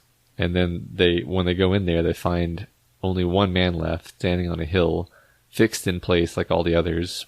And I feel like this is some of the strongest writing of all. We have the scene with this man surrounded by dead bodies that copy his movements and origamified materials surrounding him. the dialogue with all the capes pleading to him to wait, to not do anything, to not move, and then what the guy says about standing on the edge of a well, of a volcano, and he feels like maybe if he jumps in, he'll become part of it. It's all just so beautiful. Yeah, I completely agree. From a pure like prose writing perspective, this is the highlight of the arc for me. I love that once again we have Typhlosis like slowly counting down the people left. Like we go 4, and then he's slowly going 3, 2, 1, and then we get to this person, and the image of like these corpses copying his movements and this intellectual choice of whether to live or die, his intelligence, his consciousness joining this infinite well. And you got to think here that like that's like, if you look back at the purpose of the shards and the purpose of the cycle, that's what happened, right? Like the shard would gather knowledge and then returned to its source and share that knowledge and would go on. Now, I don't think the human brain, I don't think the human side of him is going to join that and live as part of that in infinity. But this is interesting, and it's kind of heartbreaking even for the poor little shard because there's nothing to rejoin anymore. It's gone. Yeah, I mean, it is an interesting. I think we can, I don't know, assume on some level that this story is going to involve these broken triggers. I think that's very safe to say. Yeah. Yeah, and if I like how you kind of made it something from the shards' point of view, because this does let us know a little bit about like, okay, what are these shards trying to do now? Because they're not these purpose-built shards that Scion and Eden sent out to specific people. These are, I think we can assume, these are Scion's shards that were shattered away from him, that are now just like groping out, trying to connect with something, just trying to figure something out and failing catastrophically. Yeah. But what are they thinking? You know, to the degree that they think at all. And this is a clue, I guess. Yeah. I think it's gonna be very interesting to see even the post Scion triggers that have not broken. Seeing, did those people's shards force them towards the same kind of desire for conflict that the earlier ones did? I think that's going to be very interesting to see. Yeah, no, that's a great point, and not something I thought of. We need to keep track of who are the post Gold Morning triggers so that we can pay attention to that. That's great. Yeah. So 10 days later, Crystal still hasn't really bounced back from this event. Victoria is in the caretaker role, and she's not even really thinking about the fact that she's doing it. She's just doing it. Yeah. I think this is great. I think this shows once again that Victoria is heroic, and it goes back to like the gripping of the hands and how it was kind of laid out very clear that Crystal took this very hard, and we see that she has taken this very hard. I think she says that she might not even stay with the PRT CJ anymore, that she doesn't know if that's the life she wants anymore after that event, and that's rough. Yeah, definitely. So a bit later, Victoria meets Jessica Yamada at a coffee shop, and it's hot out now. And it was cold at the start of the story, which makes me a little bit unsure about how much time has actually passed over the course of this story. But Matt, it says 2 weeks. It says 2 weeks. It says 2 weeks in the story. 2 weeks after the broken trigger. After the broken trigger. Yeah. But for the start of the story, I have no idea. Look, I'm not good at keeping track of things. All right. So Jessica says the girl she referred earlier is doing well now, and asks how her interviewing is going. Yeah, I love this little beat that they talk about regarding managing versus doing good. There's like Jessica says the girl is managing, and Victoria follows up as like, no, but is she doing good? And then when Jessica asks her how she's doing, she says managing. And Victoria like spots this right away and kind of can see through Victoria's thin veil of warrior monk, everything is fine-itude very well, because she's great. Yeah.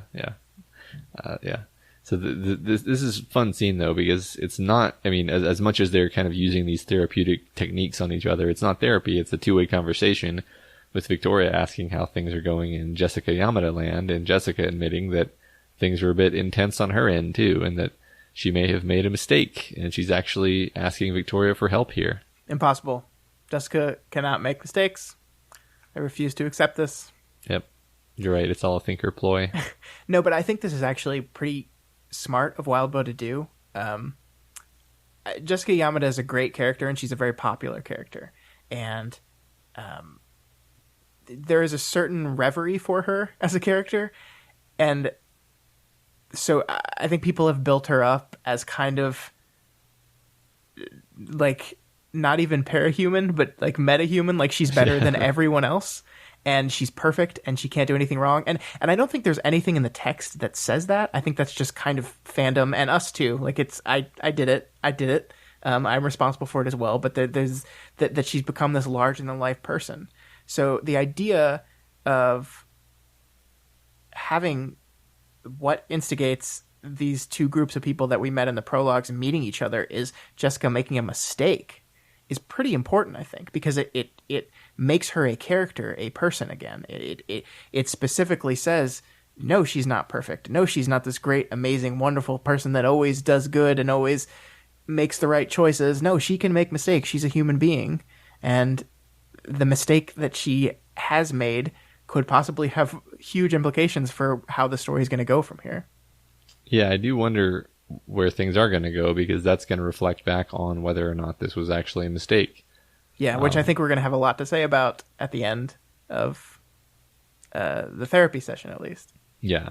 But I mean, the cool thing about Yamada, I think the reason why people like her is she doesn't have superpowers, but she still is extremely, self-sacrificing and just wants to help people. And that's, she's one of the only purely admirable characters in the story. So yeah, that's why she's very good at her job too. Yeah, she is very good. Yeah.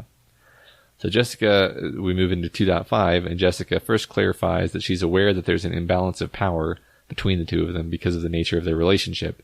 She doesn't want to make Victoria feel pressured or like she needs to step forward. And she says, I've counseled many a junior hero that they needed to learn to pick their battles. I have no idea what you mean, I said. I pick my battles, except for the broken trigger last week, the community center, and everything else. And then it continues on later. I also had things I might have said, but I was worried that depending on what she was going to say next, they could be things I'd regret. If her reasons were good, if they were personal, I was so fucking done with regrets. I didn't want to add more, especially any tied to Jessica. So I like that whole bit. Yeah. So I think it's kind of adorable that we get Victoria, like we understand Victoria's frustration that Jessica repeats her round of qualifiers and disclaimers like 3 times. She tells Victoria that she's made arrangements to have another dude be her therapist, and she's giving Victoria every possible out and trying to be as professional as possible about it before she finally tells Victoria what's up. Yeah, and you're right. This is really interesting, and I do like that we see that like she almost talks here. She almost says, Jessica, just stop it, shut up, like just do it. And yeah, but it's her fear of regrets that stops her. But I want to discuss something once we get the end of the therapy scenes, because I think it is very intentional that we have Yamada here being very careful in stating things. Like she very carefully states, I don't want to make another mistake that compounds upon the one that I have already made. And that's an interesting thread that I want to talk to you about at the end of this. Okay. So yeah, we skip over to the next scene, and Mrs. Yamada is back in her professional mode. And I can't help but notice that Jessica Yamada hates code names, but she has 2 identities. She has Jessica and she has Mrs. Yamada. I mean, I don't know to what degree she's doing this on purpose. I don't think she thinks of herself this way, but Victoria designates her this way, and it's there. I mean, she has a professional self and she has a normal self.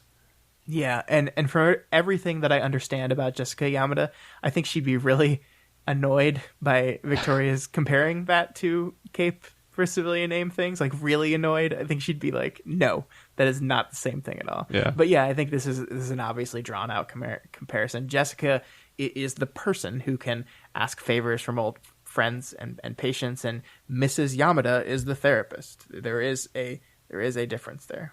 Yeah, right. So they're sitting in this room. There's a thunderstorm outside. Victoria is dressed casually. The room is like a classroom with 8 chairs in a circle. So we're setting the scene as ominous as shit. Yeah. The first patient shows up. It's a young tween, cute. She's dressed fashionably.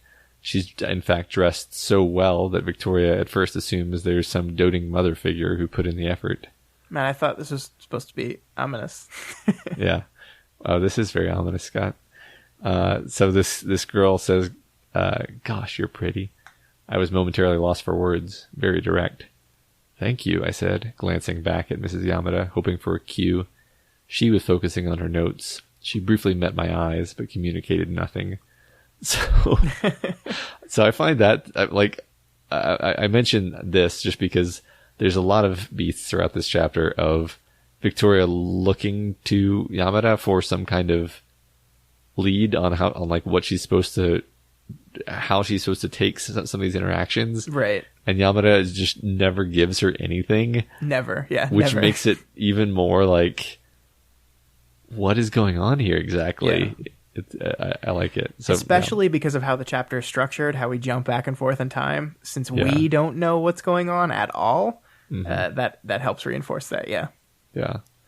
So Kenzie, which is who this is, flatters her and chooses to sit down next to her in this ring of fully open chairs.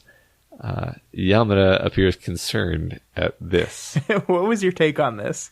I didn't know how to read this. Even after finishing the arc, I'm still not sure why that specific thing elicits concern. You know,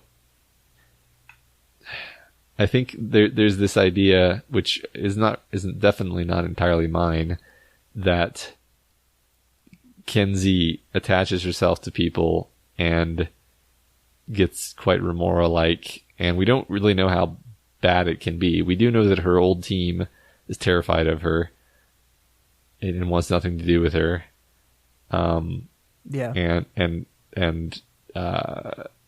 it's hard for me to keep straight what you know about her versus what I know about her. That's fair. But yeah, there's I think basically, honestly, like at this point, I think we're just supposed to, I think this is just a note making us a little bit worried about Kenzie.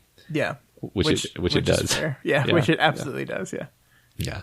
So Kenzie tells her, that she was kind of a ward, almost a pre-ward, if such a thing exists, being groomed for Watchdog, the oversight group of the PRT. As Victoria begins to tune into Kenzie's level of manic intensity, she starts to realize that Kenzie probably did curate her own appearance, because that's how much energy she has. Yeah. I think we had heard about Watchdog before with Accord's interlude. Isn't that where Accord worked when he was with the PRT? I believe so. I don't know if we've ever really, drawn out the implications of that, though. Like, who watches the Watchdogs, Matt? Yeah, I know. Before we move on, can I just say that I know we're supposed to be afraid of Kenzie, and on some level I am, but I also fucking love her. Yeah. like there's so many hints as to the troubled nature of her, but she's so fucking adorable. When she describes the Watchdogs, she goes, Watchdog, grrr. Yeah. It's just so, I was just like, aw. Yeah. Little Kenzie. I think my favorite Wild Bill character type is character who we're simultaneously deeply afraid of, but also think is adorable. Yeah, I think you're right. Yeah. So we flash back to Jessica explaining her problem to Victoria in the coffee shop. So something you wanted to talk about, this interesting structure of the chapter. She runs through her justification of using group therapy to manage the caseload and ease her transition to working with the wardens. So basically, she's justifying the group therapy, and there's quite a bit here where she contrasts the kind of therapy that Victoria did. It was encounter driven. It was more involved, more simulations, acting and role playing, confrontation, learning assertiveness as opposed to, say, aggressive behavior or overly passive behavior, engaging with peers. And Victoria says, I didn't really do anything except sit there.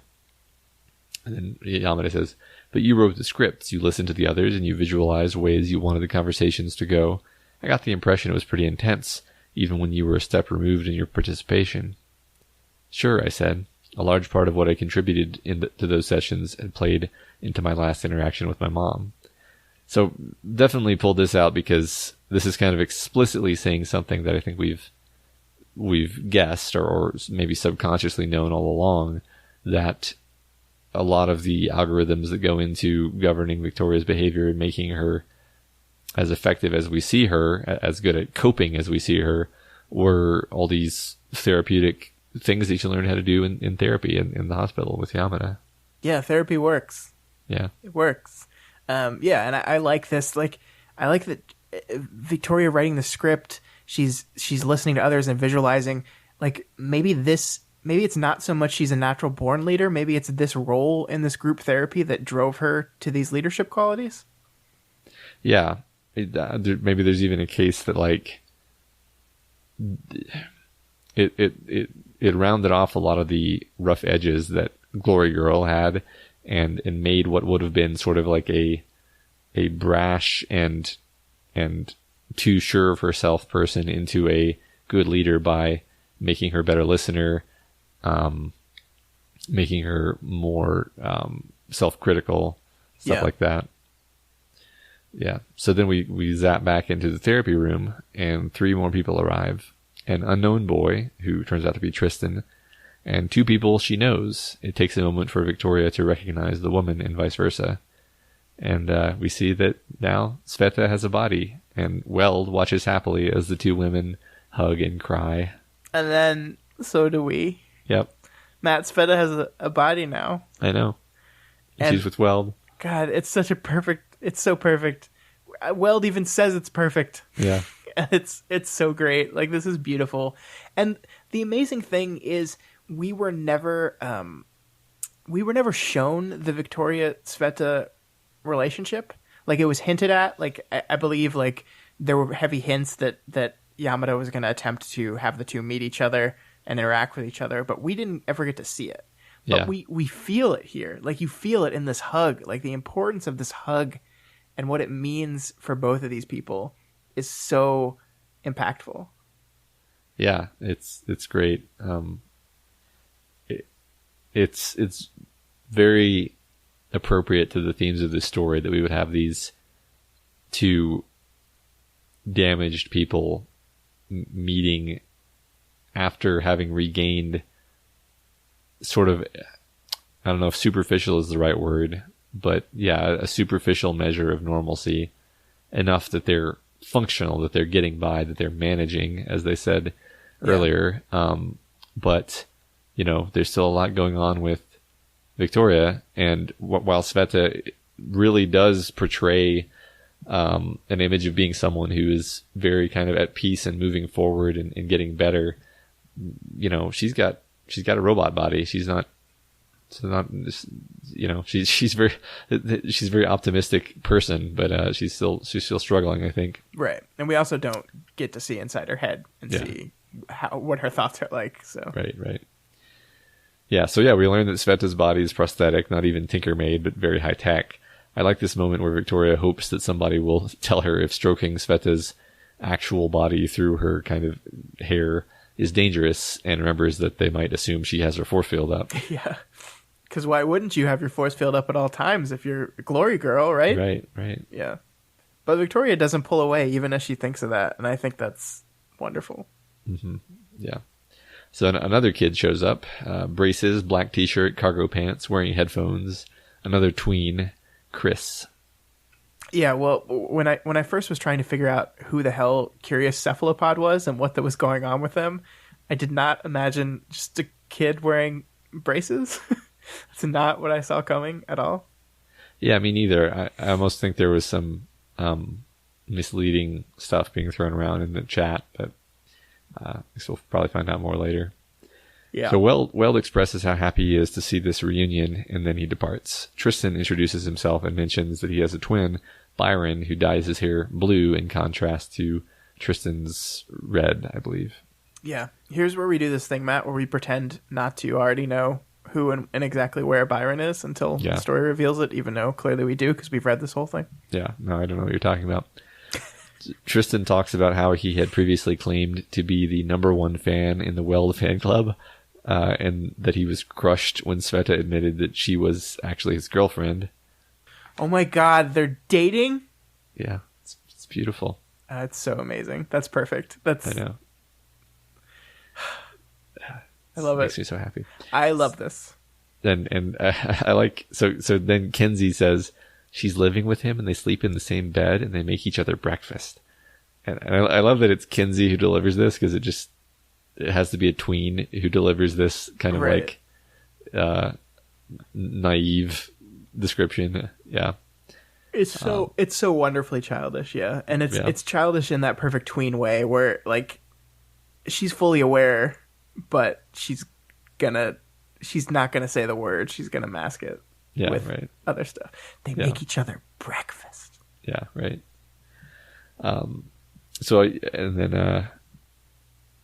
So another moment of I collected a tissue from Mrs. Yamada's desk, glancing at her.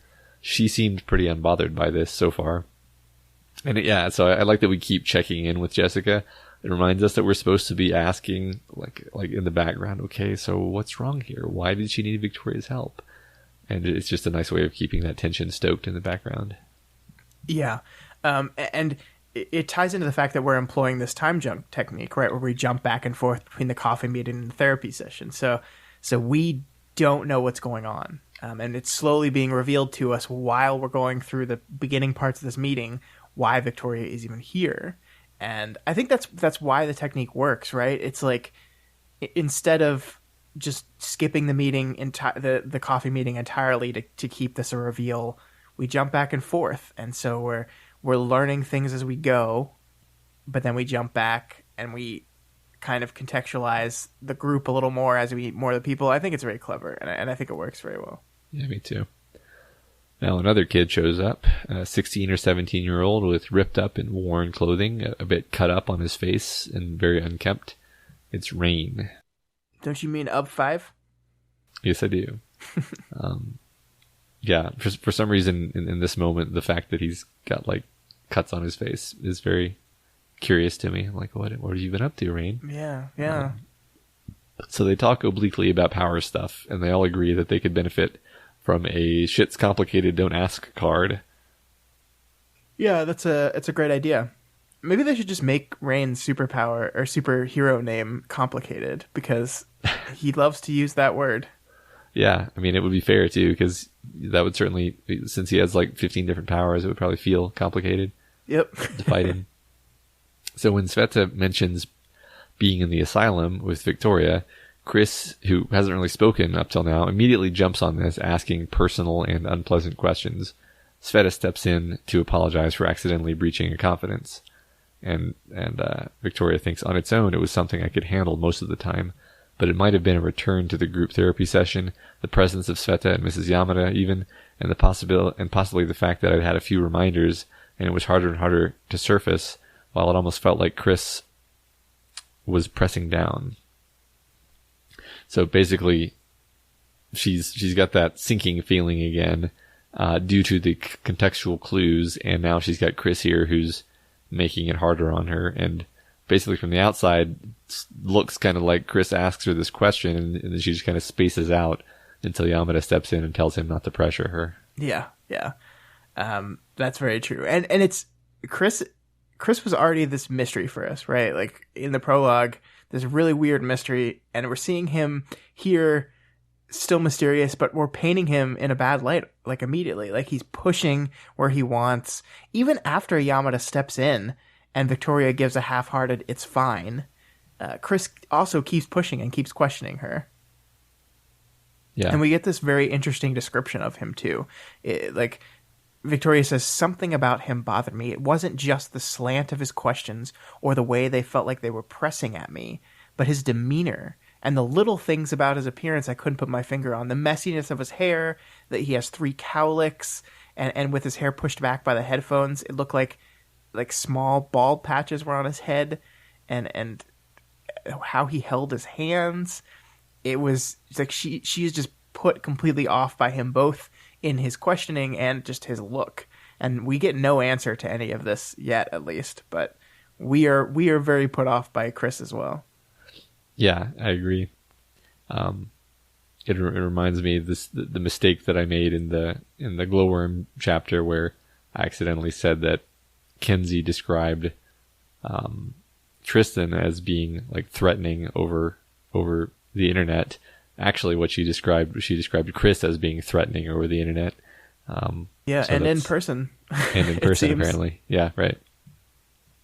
So yeah, Yamada then steps in and gives the opening remarks, framing the therapy session, what it's about, what her role is.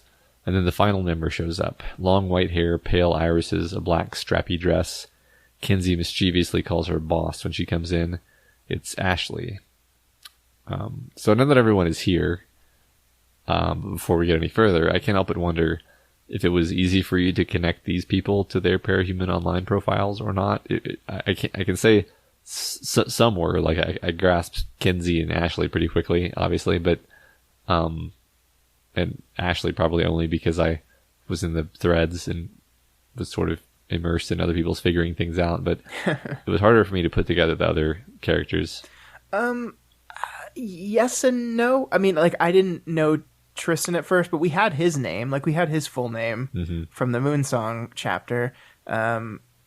Chris is described from the beginning in the prologue as a similar age to Kenzie, so when there was someone there that was described as similar to Kenzie, I immediately thought that was Chris, and then Rain was just kind of process elimination from that point. Yeah. So I connected them pretty fast. Okay. I kind of figured you would because you've studied it essentially at this point.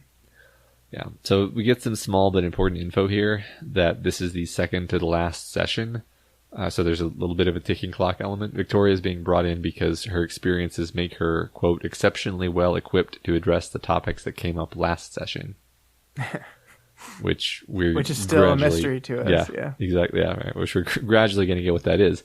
So Victoria introduces herself and her family, and the past interaction of New Wave with Damsel of Distress comes up.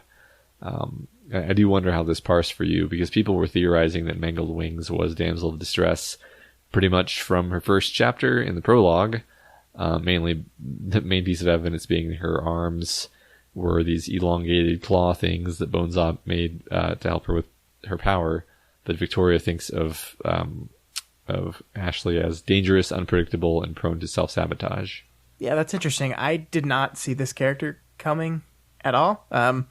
I'd be lying if I said I remembered much of anything about Damsel in Distress, like, in general. I remember she was a Slaughterhouse 9 cape that got killed in Boston, and then she was cloned as part of Slaughterhouse a lot, and I remember that there were some clones that didn't die. Like, I think, in fact, there was a part where Taylor grabs 2 Damsel of Distress clones that are hanging out together, and I guess presumably Ashley is one of them. I had completely forgotten about the elongated fingers, so I guess Mangled Wings makes sense in that context. But no, I did not put that together at all. Yeah. I am very interested in the idea of one of our main characters being a clone, though. I think we talked about both in the Echidna and the Slaughterhouse a lot sections of the book that the treatments of the clones was interesting. They kind of served as fodder in some sense. These were people that were okay for our characters to kill because they were just clones. And now we're specifically treating them as a living, breathing person. Right. Yeah, that was the main thing that I wish we got out of the Witness chapter, was at least one chapter from the perspective of one of these otherwise disposable and inhuman clones. Like you said, whether it be a Bonesaw clone or a Echidna clone or even like a Nilbog creation, it's cool to see inside the heads of these not quite people. Yeah, absolutely. And then Victoria goes on to think she was a particular brand or species of cape who somehow rose up when everything else was sinking. It almost made a degree of sense, then, that in following with that pattern, she'd risen up from the grave at the same time the entire world was plunged into chaos. Yeah, that's poetic, Victoria. Yep. Well done. So Victoria perceives that Ashley is easily offended when she accidentally says that Ashley was nothing more than a pin in a board, and then she quickly saves the fumble when she sees Ashley's reaction. This is another demonstration of how keen Victoria is. Yeah, she's so observant, right? Like, This reminded me of, we just read The Secret Place for our book club last month, and it reminded me of the detective's ability to pick up on those, like, minute facial expression ticks and changes. Like, she's very perceptive. Yeah.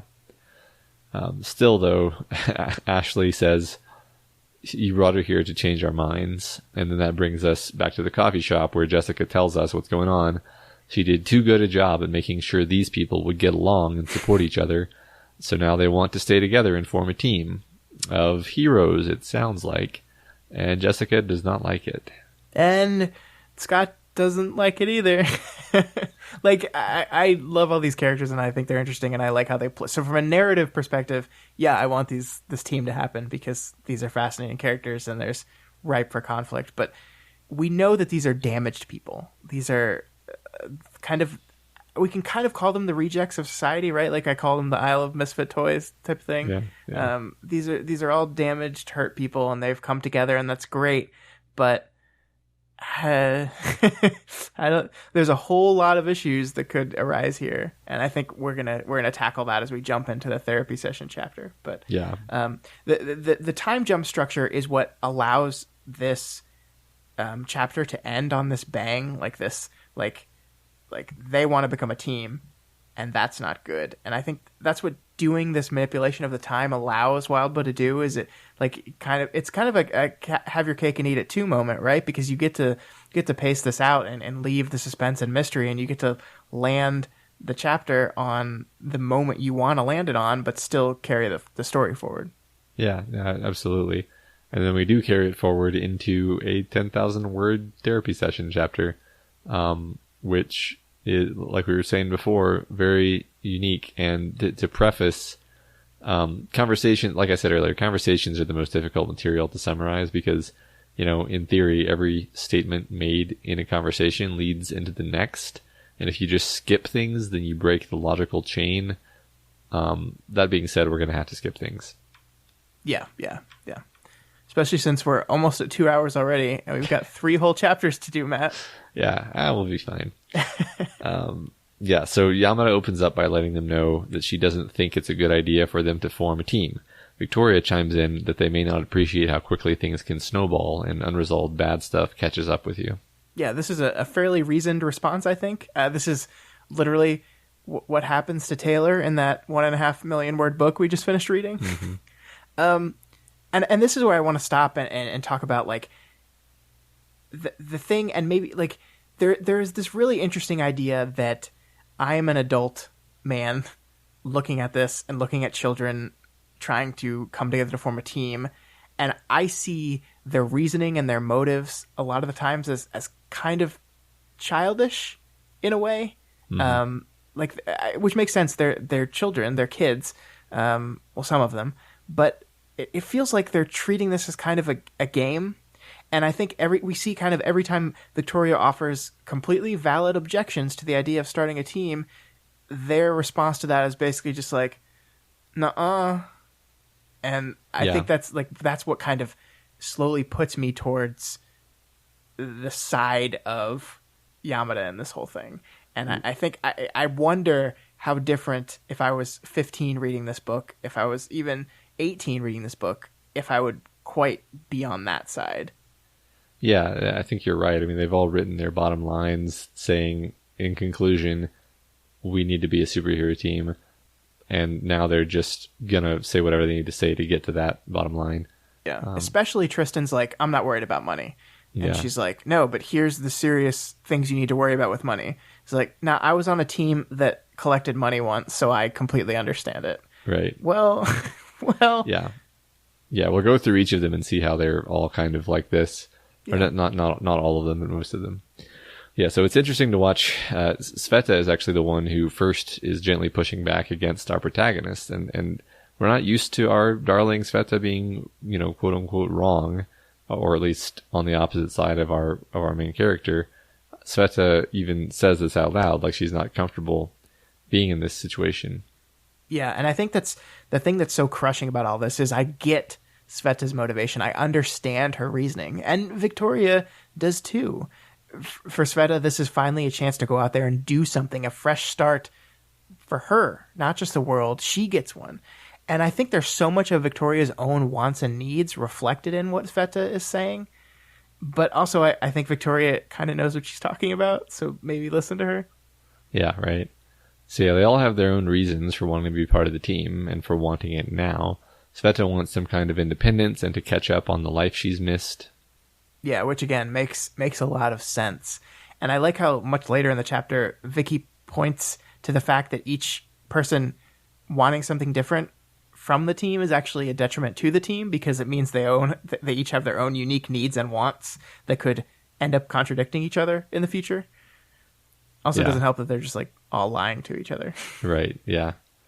So Victoria pivots to practical objections. Like you said, it's really hard to make money. You have to spend so much time on PR, etc. She goes on to give a case as to why they should listen to her. She's a Cape geek of a higher tier. She's been living the Cape life, sort of, since she was born.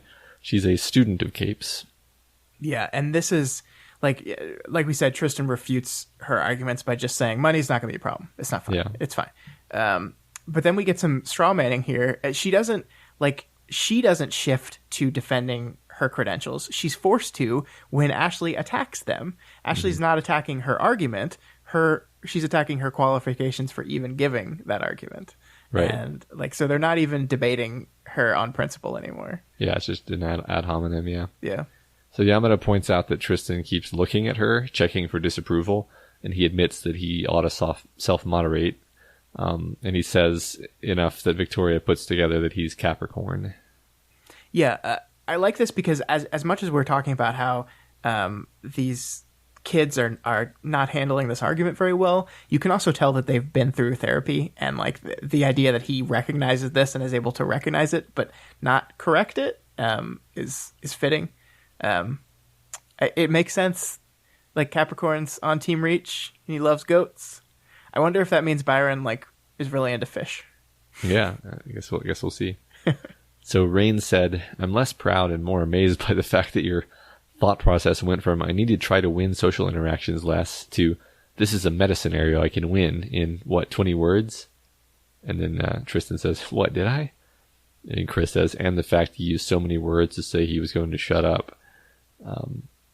So it's funny because we basically get a lot of insight into Tristan's character as someone who kind of loves to talk, loves to be the center of attention, and even when he says he's going to shut up, he needs a whole bunch of words to say it and still show that he's winning by doing so.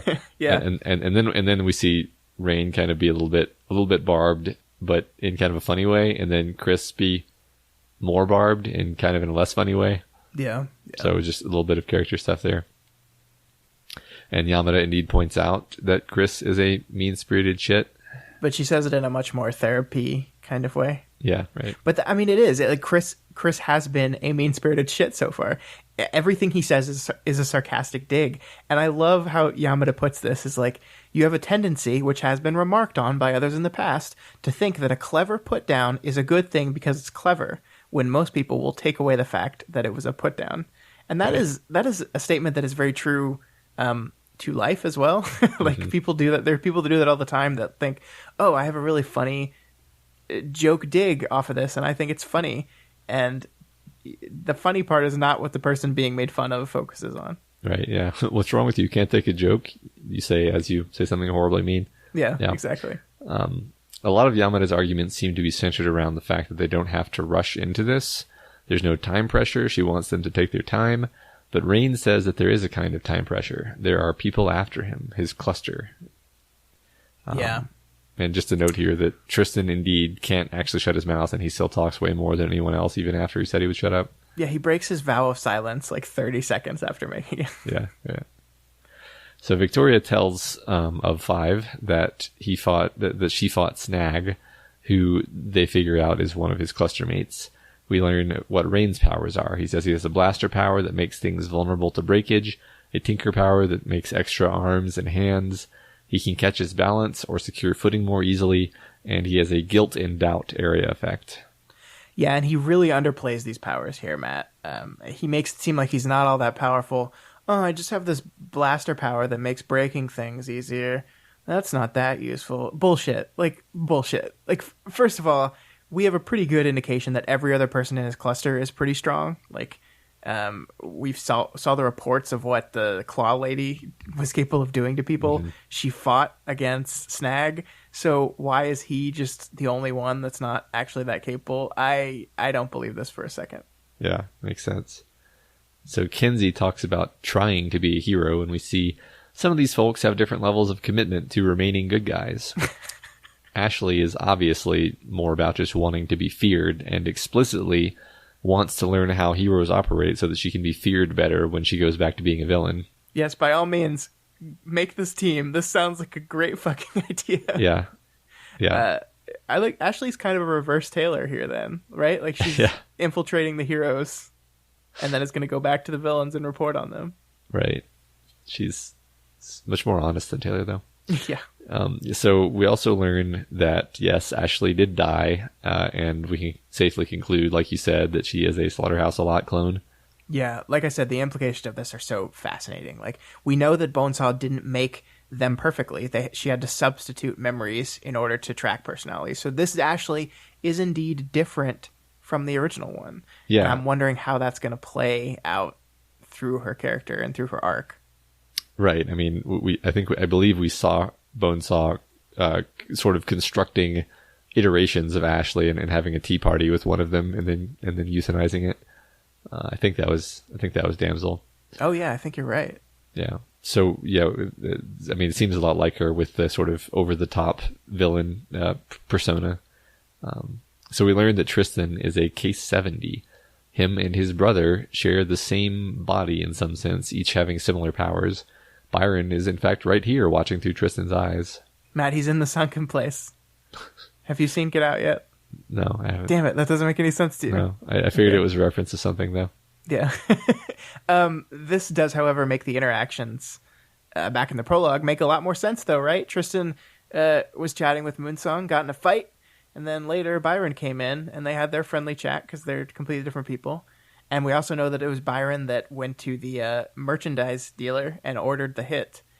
But we also know that Tristan could see it happen, which makes you think, like, because we know these guys, the person in control has charge of releasing control, right? So if you're worried about how your other half is behaving, what's one way to make sure they don't take full control of the body and never give it back? Yeah.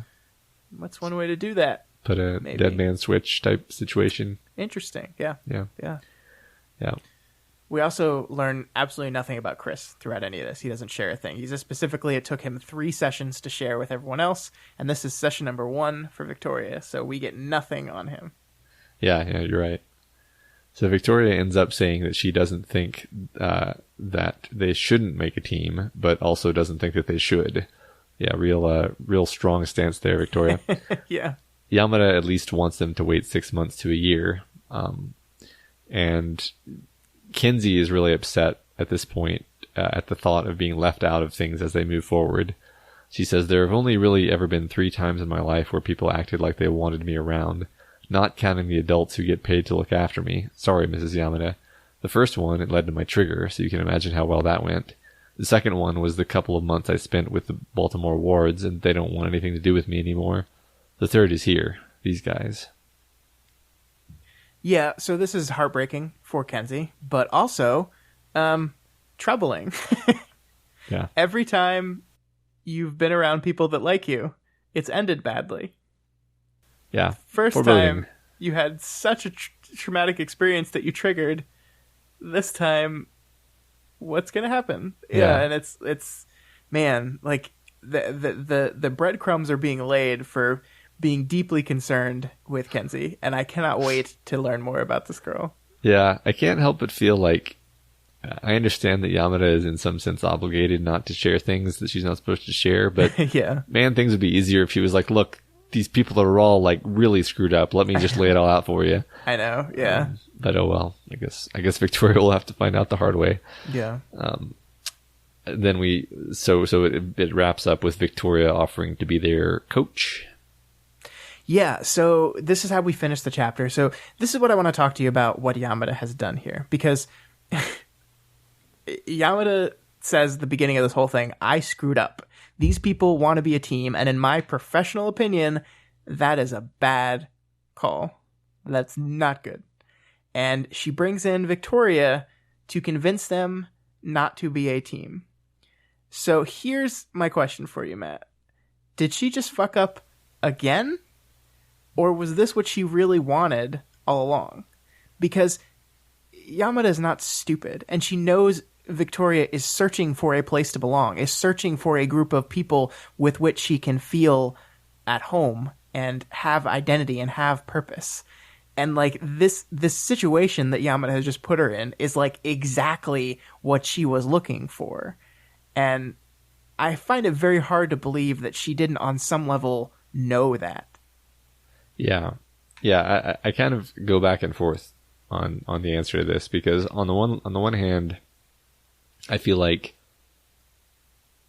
there's no good option. Like, the thing about capes, and Yamada knows this very well, is that they're gonna go do cape stuff. Like, she can't fix them and then just have it be like, okay, now Rain is gonna go get a job as a clerk, and Victoria is gonna, like, they're all gonna go do cape stuff. They're compelled to.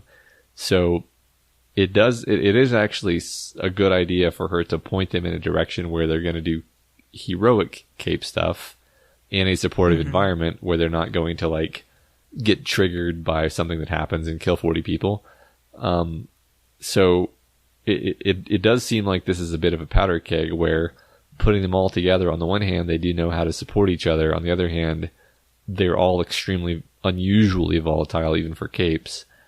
So adding Victoria to this mix, with her being basically almost like a surrogate therapist in the sense that she's absorbed a lot of these lessons from Yamada, seems like a good move. But that's the thing. I almost think we're going to have to see how things end up playing out. Because, like, unfortunately, we're going to have to judge the quality of this decision by its by its outcome, which is which actually tells us a lot. It tells us, then that implies that you can't really judge her too harshly, because you can't possibly know now whether it was a good call or a bad call. Right. Yeah, my opinion on this whole thing is I think Jessica legitimately made a mistake in putting these people together, or at least in putting them together in the way that they wanted to become a team. And Victoria was damage control, and I think Jessica would have been satisfied with either outcome of Victoria successfully manages to talk them out of this, or outcome Victoria joins them. And I think, like, once she's in the situation she's in, like you said, there's no good solution to the mistake she made. There's just the damage control solutions. And so I think she was, because we don't see her like react at all to offering to be a coach, like not in any kind of like, oh shit kind of way. Yeah. So I don't think she's altogether completely surprised that this is the outcome. Yeah, I agree with that. So yeah, then we move on to 2.7, and we've skipped some time at the therapy session. Now Victoria is talking about how she felt energized after her time spent at the hospital helping kids. Yeah, and I think this is a pretty important and dramatic shift in the relationship between the group. The last chapter we saw Victoria, like, she gave out some personal info, but it was very guarded with it. Like, her role here was kind of lecturing. It was kind of pseudo-therapist, saying things that Yamada couldn't because she was handling the conversation, or she was refereeing the conversation, rather. She was kind of positioned implicitly as, like, superior in the conversation and talking down to them. And that makes sense because, well, that was her original goal, talk them out of this. But once Victoria has offered up the idea of being their coach, their whole dynamic kind of shifts. And suddenly we open up on Victoria not only telling them about that moment where she felt energized, but going into the detail of those non-thoughts, those zoning out moments that she's had. Like, the relationship between this team has shifted. They are a team now. And I think this opening reflects that. Yeah, and she's really opening up to them quite a bit, yeah. Yeah. So Tristan admits that he no longer has a release valve, like for example, Victoria was describing with taking kids flying. He can't go be a wild and crazy guy because almost all those behaviors would involve Byron. Hey, Matt. Imagine every time you have sex, your brother is silently watching you. unable to scream or make any noise or look away. Enjoy never having sex again. Thank you for that, Scott. You're welcome. All right. So they head out of the room and exchange numbers as Tristan stays behind and lets Byron talk to Yamada. And we see that Byron actually looks different. Byron's hair is slicked back. He looks kind of uncomfortable. He's dressed in dark colors. And he glances over and checks out Victoria before she leaves. Oh boy. I hope that comes to some interesting conflict. I'm sure it will. So Ashley leaves with some guardians, and Victoria voices her reservations about Ashley to Sveta. Sveta emphasizes the importance of giving people second chances. And here we get the capstone of the arc, in my opinion. Yeah. I believe in second chances, not necessarily in every circumstance, though, which seems like the direction a lot of people are going. Yeah. And I'm kind of glad we see this. Like, this is confirmation of what we've been talking about, that in this conflict between fresh start and remember the past, Victoria kind of positions herself in the exact middle, right? Like, she's not full fresh start, but she's not full let's stay rooted in the past. She picks and chooses, and she sits in the middle of that, and I think that's a very interesting thing to show here. Yeah. So we're still being pretty cagey about the specifics of Kenzie's power. She says, I can make cameras in inconveniently big boxes. My best stuff is inconveniently big box-shaped cameras. And then she goes on to say terminals, tech, and computers big enough they're hard to move around. Like turrets, but I can't really make good weapons or defensive things. Yeah, it's information. We understand what she can do. Cameras seems to be her thing. But there's no real indication of why this would be something that would make her so scary. Yeah, right. There's a lot of like perplexing stuff with her. We're just like, okay, I still don't get it. Yeah. There also seems to be this thread of like, oh shucks, my power sucks among a lot of these kids, right, who are all known liars. So yeah, absolutely. We pointed it out with Rain, and we see it here with Kenzie again. Like, they seem to be downplaying. Like, we know that the wards really wanted Kenzie, right? They wanted her bad. So there's something to do with this power that she's not explaining that makes it very, very useful. Yeah, right. And scary, apparently. Yeah, yes. So Victoria realizes that all these people live a vast distance apart from each other, which makes coordinating their activities difficult. Yep, and they don't seem to mind, really. They're just like, we can deal with that. We'll figure it out. Which is again a proof that they have not really thought this thing fully through. That's definitely true, that they're just so blasé about it. But also Kenzie's just like, I can probably whip up a teleporter. It's like, oh, okay, Kenzie, yeah. That's wait, what? That's normal. Yeah. So Victoria at this point, we've dropped a few hints that Rain is hanging out with some girl named Erin, who he has a crush on but isn't making any moves on. We saw those hints as far back as the prologue, actually. Yeah, and there's, like with anyone else in this group, he's not being completely honest with you. There's something more to this relationship that he's not letting on. And I'm willing to bet just about anything that it has something to do with his trigger event and why the rest of his cluster seems to be after him, which is interesting because we haven't seen any confirmation that the rest of the cluster is attacking each other. Yeah. It seems that they're specifically after him. And that is a wrinkle in the whole kiss-kill thing that I find really interesting. Yeah, right. We have no real hint as to why. It's not like they're just implied to be, zombies who just need to kill him. There's got to be some reason, right? Yeah. Yeah. So as they're walking, some drunk shouts at Sveta, "Hey, you're weird," he called out. "You're freaky." But the posse don't make a big deal out of it. They just move on. Yeah, and I think this is a reflection of just how good Sveta is doing these days, or at least that she's like very good at putting up a front. She doesn't lose control. She doesn't even react, and she has to stop Victoria too. Like Victoria, who is very good at not knowing when to escalate things, almost turns around and says something, but Sveta stops her. Mm-hmm. And she's filled with such optimism here too. She says, "Hey, people used to run from me.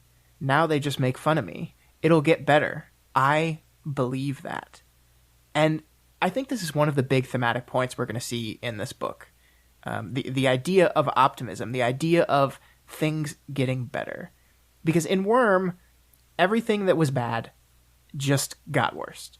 The Endbringers were out there, and they're slow. They were slowly but inevitably just wearing people down. Like, there was this idea that they were going to eventually just like destroy enough cities to concentrate people enough that every time they were going to lose a little more. There was this ticking clock that signaled the end of the world. There was this idea that trauma just begets more trauma. Worse things just get worse. And it's like as reliable as entropy itself, which was the thing that the worms were trying to stop from happening. But in this story, it seems in the first part we're focusing on the opposite. This idea that things can and will get better. They're going to get worse first, obviously. It wouldn't be much of a story if nothing bad happened.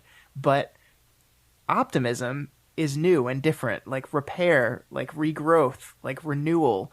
Things will get better. And that is very different from the previous book, and it's very encouraging.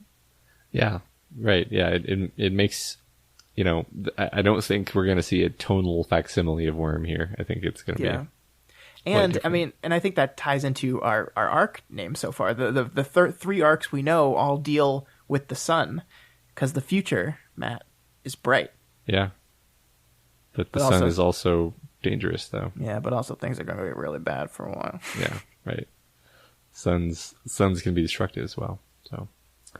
So this girl, Erin, pulls up in her van, and Victoria thinks that she looks like she ought to be a model. Not just ought to be a model, Matt. She goes into this long, long description of Erin and says she has to be a model. Yeah, it would be unfair if she's not a model. Yeah, right. It's very interesting. And after worshipping Erin a little bit, Erin says, "You look a lot like Glory Girl."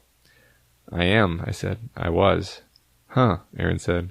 "That's really cool. Maybe I'll see you around." So that's kind of interesting. Yeah, not many people recognize Victoria right away, right? Especially when she's not like in the Glory Girl like costume. Like, she's just in normal clothes here. Yeah. Something's going on with this girl, Matt. I don't know what it is, and I don't like it. Yeah, I know.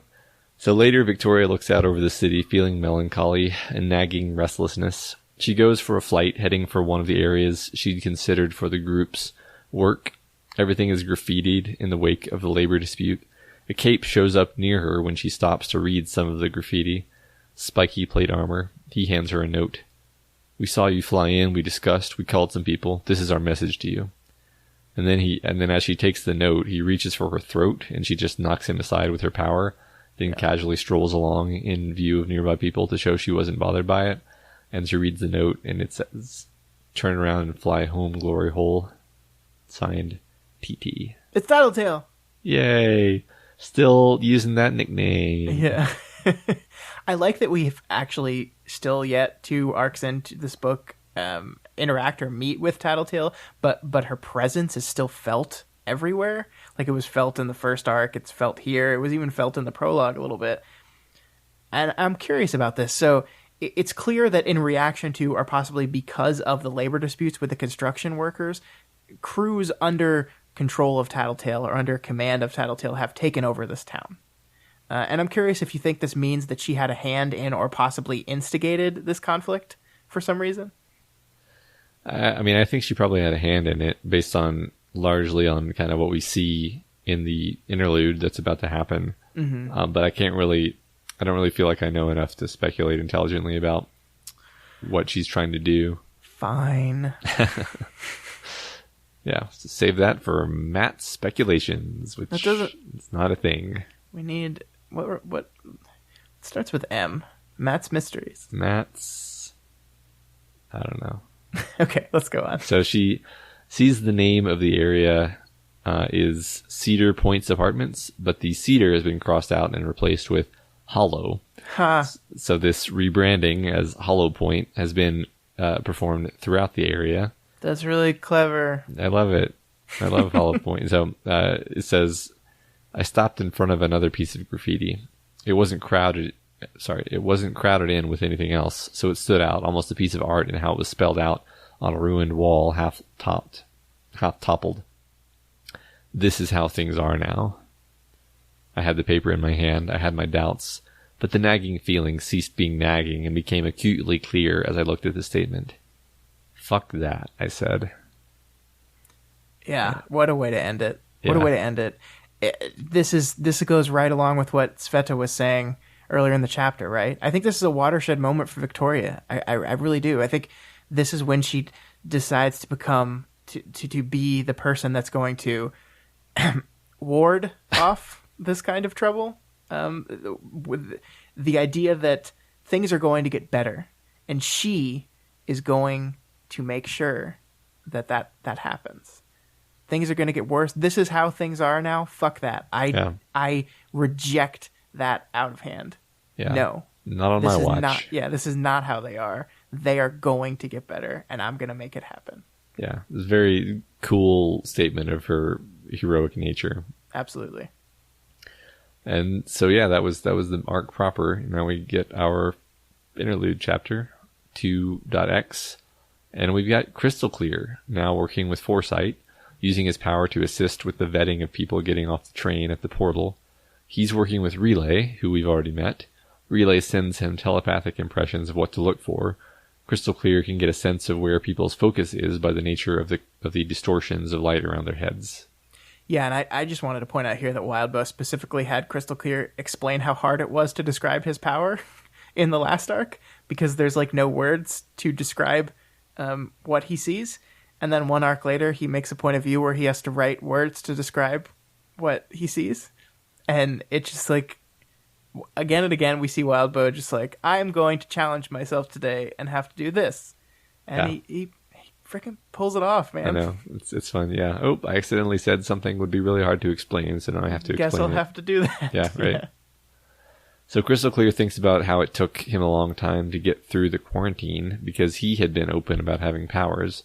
His personal weakness, as he sees it, is a kind of blindness to things that other people put together easily. His power is likewise difficult to interpret. It's almost like his shard is intentionally not helping him interpret it. It's like, here, colors mean things, you figure it out. And he actually spaces out thinking about this, and Relay has to kind of get him back on task. Yeah, and I think we learn a little bit later that he's a post-Gold Morning trigger, right? So you mentioned earlier that we should call these out and catalog their behavior differently, and this seems something that's a little different. The shard here is less symbiotic. It's not helping him. Yeah. I'm not sure what to make of that exactly. It could have specific to do with the trauma that caused his trigger event. It could just be how this shard is behaving differently. We don't know yet, but it's worth calling out at least. Yeah. So the relief shows up, Big Picture and Ratcatcher. Big Picture, whose power is the ability to split his consciousness and accelerate the various threads, and the power that I want specifically and have always wanted. And Ratcatcher, who has a pronounced lisp and probably looks somehow horrifying. We're not told how because Crystal Clear can't really see her. Ratcatcher apparently sees small things.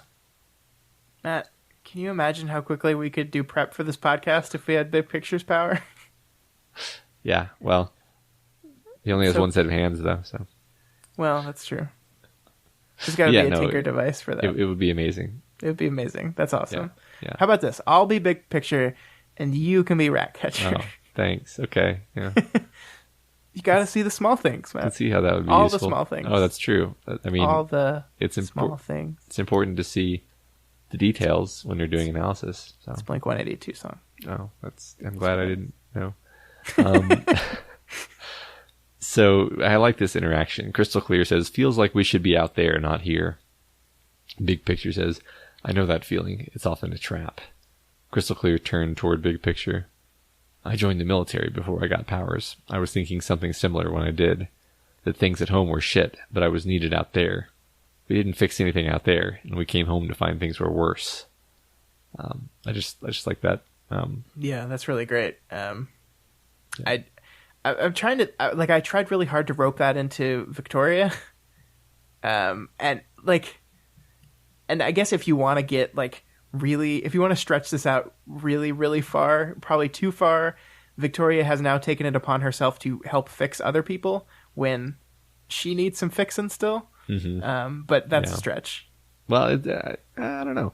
Yeah, I mean, her own house is not in order. She's trying to take splinters out of other people's eyes, and she's got some problems with her own. So anyway, I think there's something there. Okay. So Ratcatcher catches a woman smuggling something and orders a cavity search, which is made funny by the fact that the other capes there are a lot. You're not messing around again, are you, Ratcatcher? So that's yeah, that's good. I guess, Matt, you're just gonna whistle past the part where Crystal Clear just like casually pulls a crystal out of his eye and then replaces it by growing another crystal that comes shooting out of his brain through his eye socket, and that's just normal. Yeah, and it doesn't mention it hurting, but it mentions that it has a sensation, which is somehow even creepier. Yeah. It's like he carefully positioned it so that it wasn't like sharp against the inside of his eyelid. Yeah. Yeah. The guys in the Discord described it as like the pleasure you get from popping a pimple, and that's weird. Yeah, okay. I suppose I can map that onto this. Sure. So hold on, let me just... Yeah. Okay. I'm going to be processing that all night. Yeah. Okay. So Enjoy those dreams. Yeah.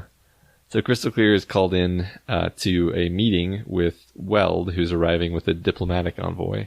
Weld at first mistakes him for a Case 53, but Crystal Clear awkwardly corrects him. Oh, I'm not. I can go from this to not this, Crystal Clear said. So what's your interpretation of that? He can make the crystals on his head go away if he wants to? Yeah, I think he can just either pull them out or, yeah. So would his sight return to normal?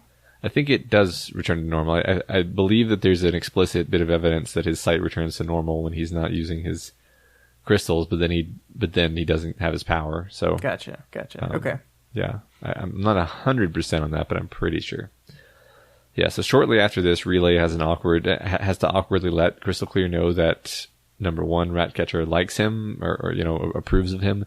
Yeah. And number two, she's older than she sounds, so he shouldn't say nice kid. Yeah. And the thing I like most about this is how it gets him to think about how complicated being around other thinkers are. He says he hates being out of the loop, and that makes sense, hence his power. But his power does have limitations, and while there are other thinkers around, he knows they're picking up on stuff that he isn't. And it's this fascinating look into his psyche, how that frustrates him. And I appreciate how the text is written to kind of constantly reinforce this idea that he really has no idea about any of the specifics of people. Like we saw that example way back in the second chapter. But here, like, he's guessing so much. And like there's this one line when Relay says, sorry. And he says he'd apparently picked up on something. And he just has no idea whether he picked up on something. He's just like guessing at these human interactions because he can't see them. Yeah, exactly. There are many beats of him being a little bit off and being frustrated by it too. He's aware that he's off. He's not oblivious to it, and that makes it even more frustrating to him. Well, it's like when they say person in question has red jacket, pointy shoes, and like he can't do anything with the first part of that information. Like he doesn't see color that way. Yeah, right. I almost wanted to read into like the first couple lines of this chapter where like he tells them who to look for, and then the answer that comes back over the radio is unintelligible. And like from a literary point of view, it's like he can speak, but he can't understand other people. Right? I think that's, if not intentional, it's very fitting thematically. So yeah, it works very well. So the leaders of Earth, we had somebody who could have told us how to pronounce this correctly. Earthchite arrive. Earthsea, that's right, Earthsea. And they're Abrahamic theocrats, which lets us know a little bit about this world, namely that the timeline diverged somewhere in the last few thousand years, and likely much more recently because they speak English. Yeah, but this is very much coded to say, expect trouble, right? I think not there's anything wrong with religion or religious groups, but this is one that is specifically seems to be coded like old hardcore-esque religion. Right. I mean, theocrat itself, I think, is meant to have negative connotations. Absolutely. Sierra is in this meeting room. Important high-powered businesswoman now with supposed ties to organized crime. Yeah, no shit. She was born in organized crime. Yeah, right. As an aside, how weird is it that Tattletale would keep this particular, young and experienced person in place rather than finding some kind of experienced CEO to take over this difficult job? Almost like there's some other reason why Tattletale would prefer to have like a little sister figure around. Yeah, that's a really, really good point. And I hadn't actually thought of it. Like, Tattletale, part of her trauma is sticking with her family. Mm-hmm. And yeah, Sierra is one of those people. Yeah. So how much do you want to bet in this meeting that Sierra is wearing an earpiece and Tattletale is on the other end of it and is relaying stuff to her and giving her hints and telling her stuff to say? I think we can be pretty sure that that's the case, actually. Like yeah. What's above 100%? Because that's where I'm at. 104%. Well, that doesn't make any logical sense probability-wise. I think you're right. Yeah. Because we do know that she has an earpiece. So. Oh, we did? I forgot about that. Toward the end, yeah. It's made a point of that Relay is like, oh, you didn't catch that crystal clear? Aren't you a fuck up, Crystal Clear?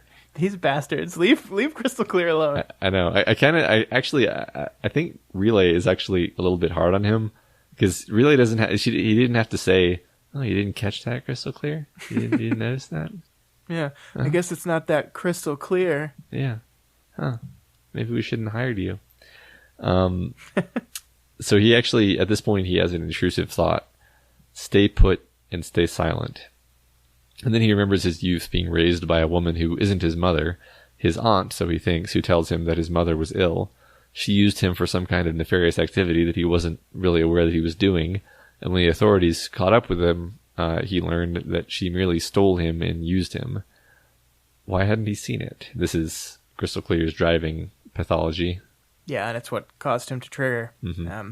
And just like every fucking trigger, Matt, it's not designed to resolve his trauma or solve the issues that brought about his trauma, but actually like feeds off of it and robs him of it even more. Because like Crystal Clear can see many things, but his power robs him of the ability to understand and interpret people, which is the very thing he needed to be able to do to see what was going on with his aunt. Yeah. And it's just like, fuck you, shards, you bastards. Yeah. So the meeting opens up with the Theocrat mentioning war. Sierra pushes back, reminding him that the people of Bet have a lot of scary people in their midst. Which is just literally starting off a meeting by having the Gimel side say, our button is bigger than yours. Which is great work. This is also a very tattletale way of responding to something. Yeah, you're absolutely right. Adds to what you were saying. So the Theocrats have a lot of power here. They are mad about the deaths in the Broken Trigger, or at least they're using the event for political leverage. They want the Betians to be more in control of things. They want security. Yeah, and this is when we learn what the bargain was. The deal to get supplies from them. They gave Gimel supplies for nothing. For promises, for words that things would be safe, that there would be no violence that would spill over there, which is really like a promise they can't keep. Like this world, there's very little control in what goes on. Yeah, right. It's nobody's in charge. Yeah. So after the people from Earth C leave, the people from Earth Bet continue to argue. Weld tells the Foresight Capes that Foresight is effectively a ward's adjunct, although discreetly. He wants Crystal Clear and Relay to act as covert operatives. Crystal Clear lacks confidence in his ability to do this job, but he eventually concedes. I will. One question, though. Ask. If you have us doing this, what do you have Advanced Guard and the Attendant doing? Oh, snap. So I like that because he's actually being perceptive here. Yeah. Yeah.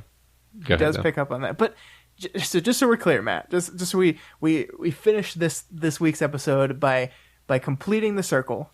We started the arc. was Chevalier going on television and talking about how the wardens were different and it wasn't the same old PRT. No, we've changed. Trust us. We're being honest with you. But here at the end, we've learned that actually all the other groups in the areas are just basically secretly working for us, and so they can do secret things that we can't do because it doesn't fit with our image. So they didn't fucking learn anything. Well, I mean, they're definitely not being the image of what Taylor would have had them be. I think that's fair to say. Yes. But also, I don't know. I'm actually reserving judgment on what the wardens are up to and about at this point. Because for all we know, if we were in these meetings with Chevalier, this would all be completely prudent and make sense. Although I'm sure there's good reasons for all of it, but like there is, and I'm not saying that the solution is to have a PRT that or a wardens that never lies and never hides information, but there is secret missions going on, covert teams that have connections to one team but are not public connections to that team. It's just really shady shit. And I think it's very purposeful that we start the arc with a plea for people to not consider us just like the old thing. And we see at the very end of the arc some actions that appear, at least, to be very much just like the old PRT. Yeah. I mean, or if not just like the old PRT, then at least duplicitous and, like you said, doing kind of hand in glove operations. So yeah, I do think that's an awesome point, that the arc opens up and ends with wardens setting themselves up for one portrayal and behaving a different way. Yeah, I like that a lot. All right. Yeah, so that's the arc. Let's do a little bit of name game, I think. All right, let's do it. So there's we don't have time to do every single name, although I think when we get into our new format, we are going to try to do as many names as we really can reasonably do. I'll just pull out a few. Like Relay seems, I think fairly clear that he's it's pretty self-explanatory. Taking insights and then communicating them to others, but it's just like the pure insight. I like Crystal Clear because, like, he sees everything made out of crystal, but also, like, from inside his head, things are far from clear. Like, it's almost like he wishes that things were crystal clear, but he's actually this, like, frustrated and confused person. Yeah. Snag was only briefly touched on this chapter, but I like that name a lot, and I like his fighting style kind of relied on smashing through walls to grab her with his robot arms repeatedly. Mm-hmm. So snagging her, in other words, but also you can kind of view his emotional power as a snag, you're snagged emotionally on his emotional hooks. I also even like the idea that, like, he has kind of his mover power kind of snags him on different surfaces. So it's just, I like how the word is almost like a elemental thing that informs his powers. Yeah, it must be harder to name cluster triggers because they're not one thing. You're right. In fact, thinking of the few that we know of, they usually have kind of strange names. Mm-hmm. And then Flare was this is one that you and I had talked about, and I think we were both much less certain about this than we often were about the worm arc titles. Yeah, this is the least certain I've been about an arc title that I can remember. Yeah, because it's like, okay, it's a sudden bright event. You could say that the broken trigger was a flare. Uh-huh. You could probably draw some other events in the chapter that could be called flares. I don't know. But also you can use the warning flare meaning as this whole thing as a warning of bad things to come, or sometimes you use a flare to call for help. Mm-hmm. So Victoria going to the rest of the group is responding to that call for help. It's less clear. I'm wondering if anyone out there has any other ideas about the arc title. Yeah. Share them with us, please. Yeah, absolutely. And that's all we got for you this week on We've Got Worm. Remember that we appreciate worm. Wow. Can't believe it. It's only the third one. We've got Ward. Remember that we appreciate your feedback and we're always trying to improve. So let us know if you have any advice, questions, or thoughts on this week's episode. Yeah, you can reach us via email at gotwormpod@gmail.com, because that's still the same, or on Twitter at gotwormpod. I am going to be live tweeting Arc 3 tomorrow. I will be just doing all of the released chapters. And I think, Matt, I don't think you and I have decided whether I'm going to continue that for the other arcs or not. I am of two minds about it, and I'm not sure. On the one hand, I think it'd be very easy to just tweet whenever I read the chapter, whenever it comes out. But on the other hand, if there's some people that follow me that haven't read the chapter yet, I'd hate for them to see a tweet that spoils something for them. Like, it was different when I was doing previously released stuff, so I don't know. I have to make up my mind on this eventually. We can ask people what they would prefer. I mean, like if I saw, there are Scott tweets, that means I need to get off Twitter immediately and go read the latest Ward chapter. That's fair, yeah. Yeah.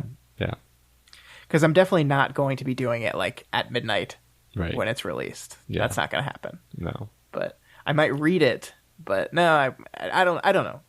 Well, I will think about this and get back to you guys. Anyway, my personal Twitter is at ScottDaily85, and Matt's is at Mord Earth. Yep. At M. There you go. I will be continuing our. Sorry, I said that already. Yeah. So that's my part of the script done. All right. Your turn. If you're not already subscribed to We've Got Ward, we strongly recommend you do so and never miss an episode. You can catch us on iTunes, Stitcher, YouTube, Google Play, and pretty much anywhere else in the world that you can listen to podcasts. Yeah, and I think, Matt, we're asking all of our listeners this week, even if you do not listen via YouTube, we are asking you to go onto YouTube and subscribe to our YouTube channel anyway. It's Daily Planet Films is the name of the channel. That's just because YouTube has changed how their partnership program works. And it requires a certain number of subscribers and number of hours listened. And we have the hours listened because we do 3-hour podcasts. Yeah. But we don't have quite the number of subscribers. We know we have that number of people. It's just most of you do not listen via YouTube. So even if you don't, if you have a YouTube account and just want to click that subscribe button, that'd be great. It would help us some way in the future if we ever decide that we want to take that partnership seriously or whatever. Yeah, that would really help us. Yeah, we really appreciate that. Yeah.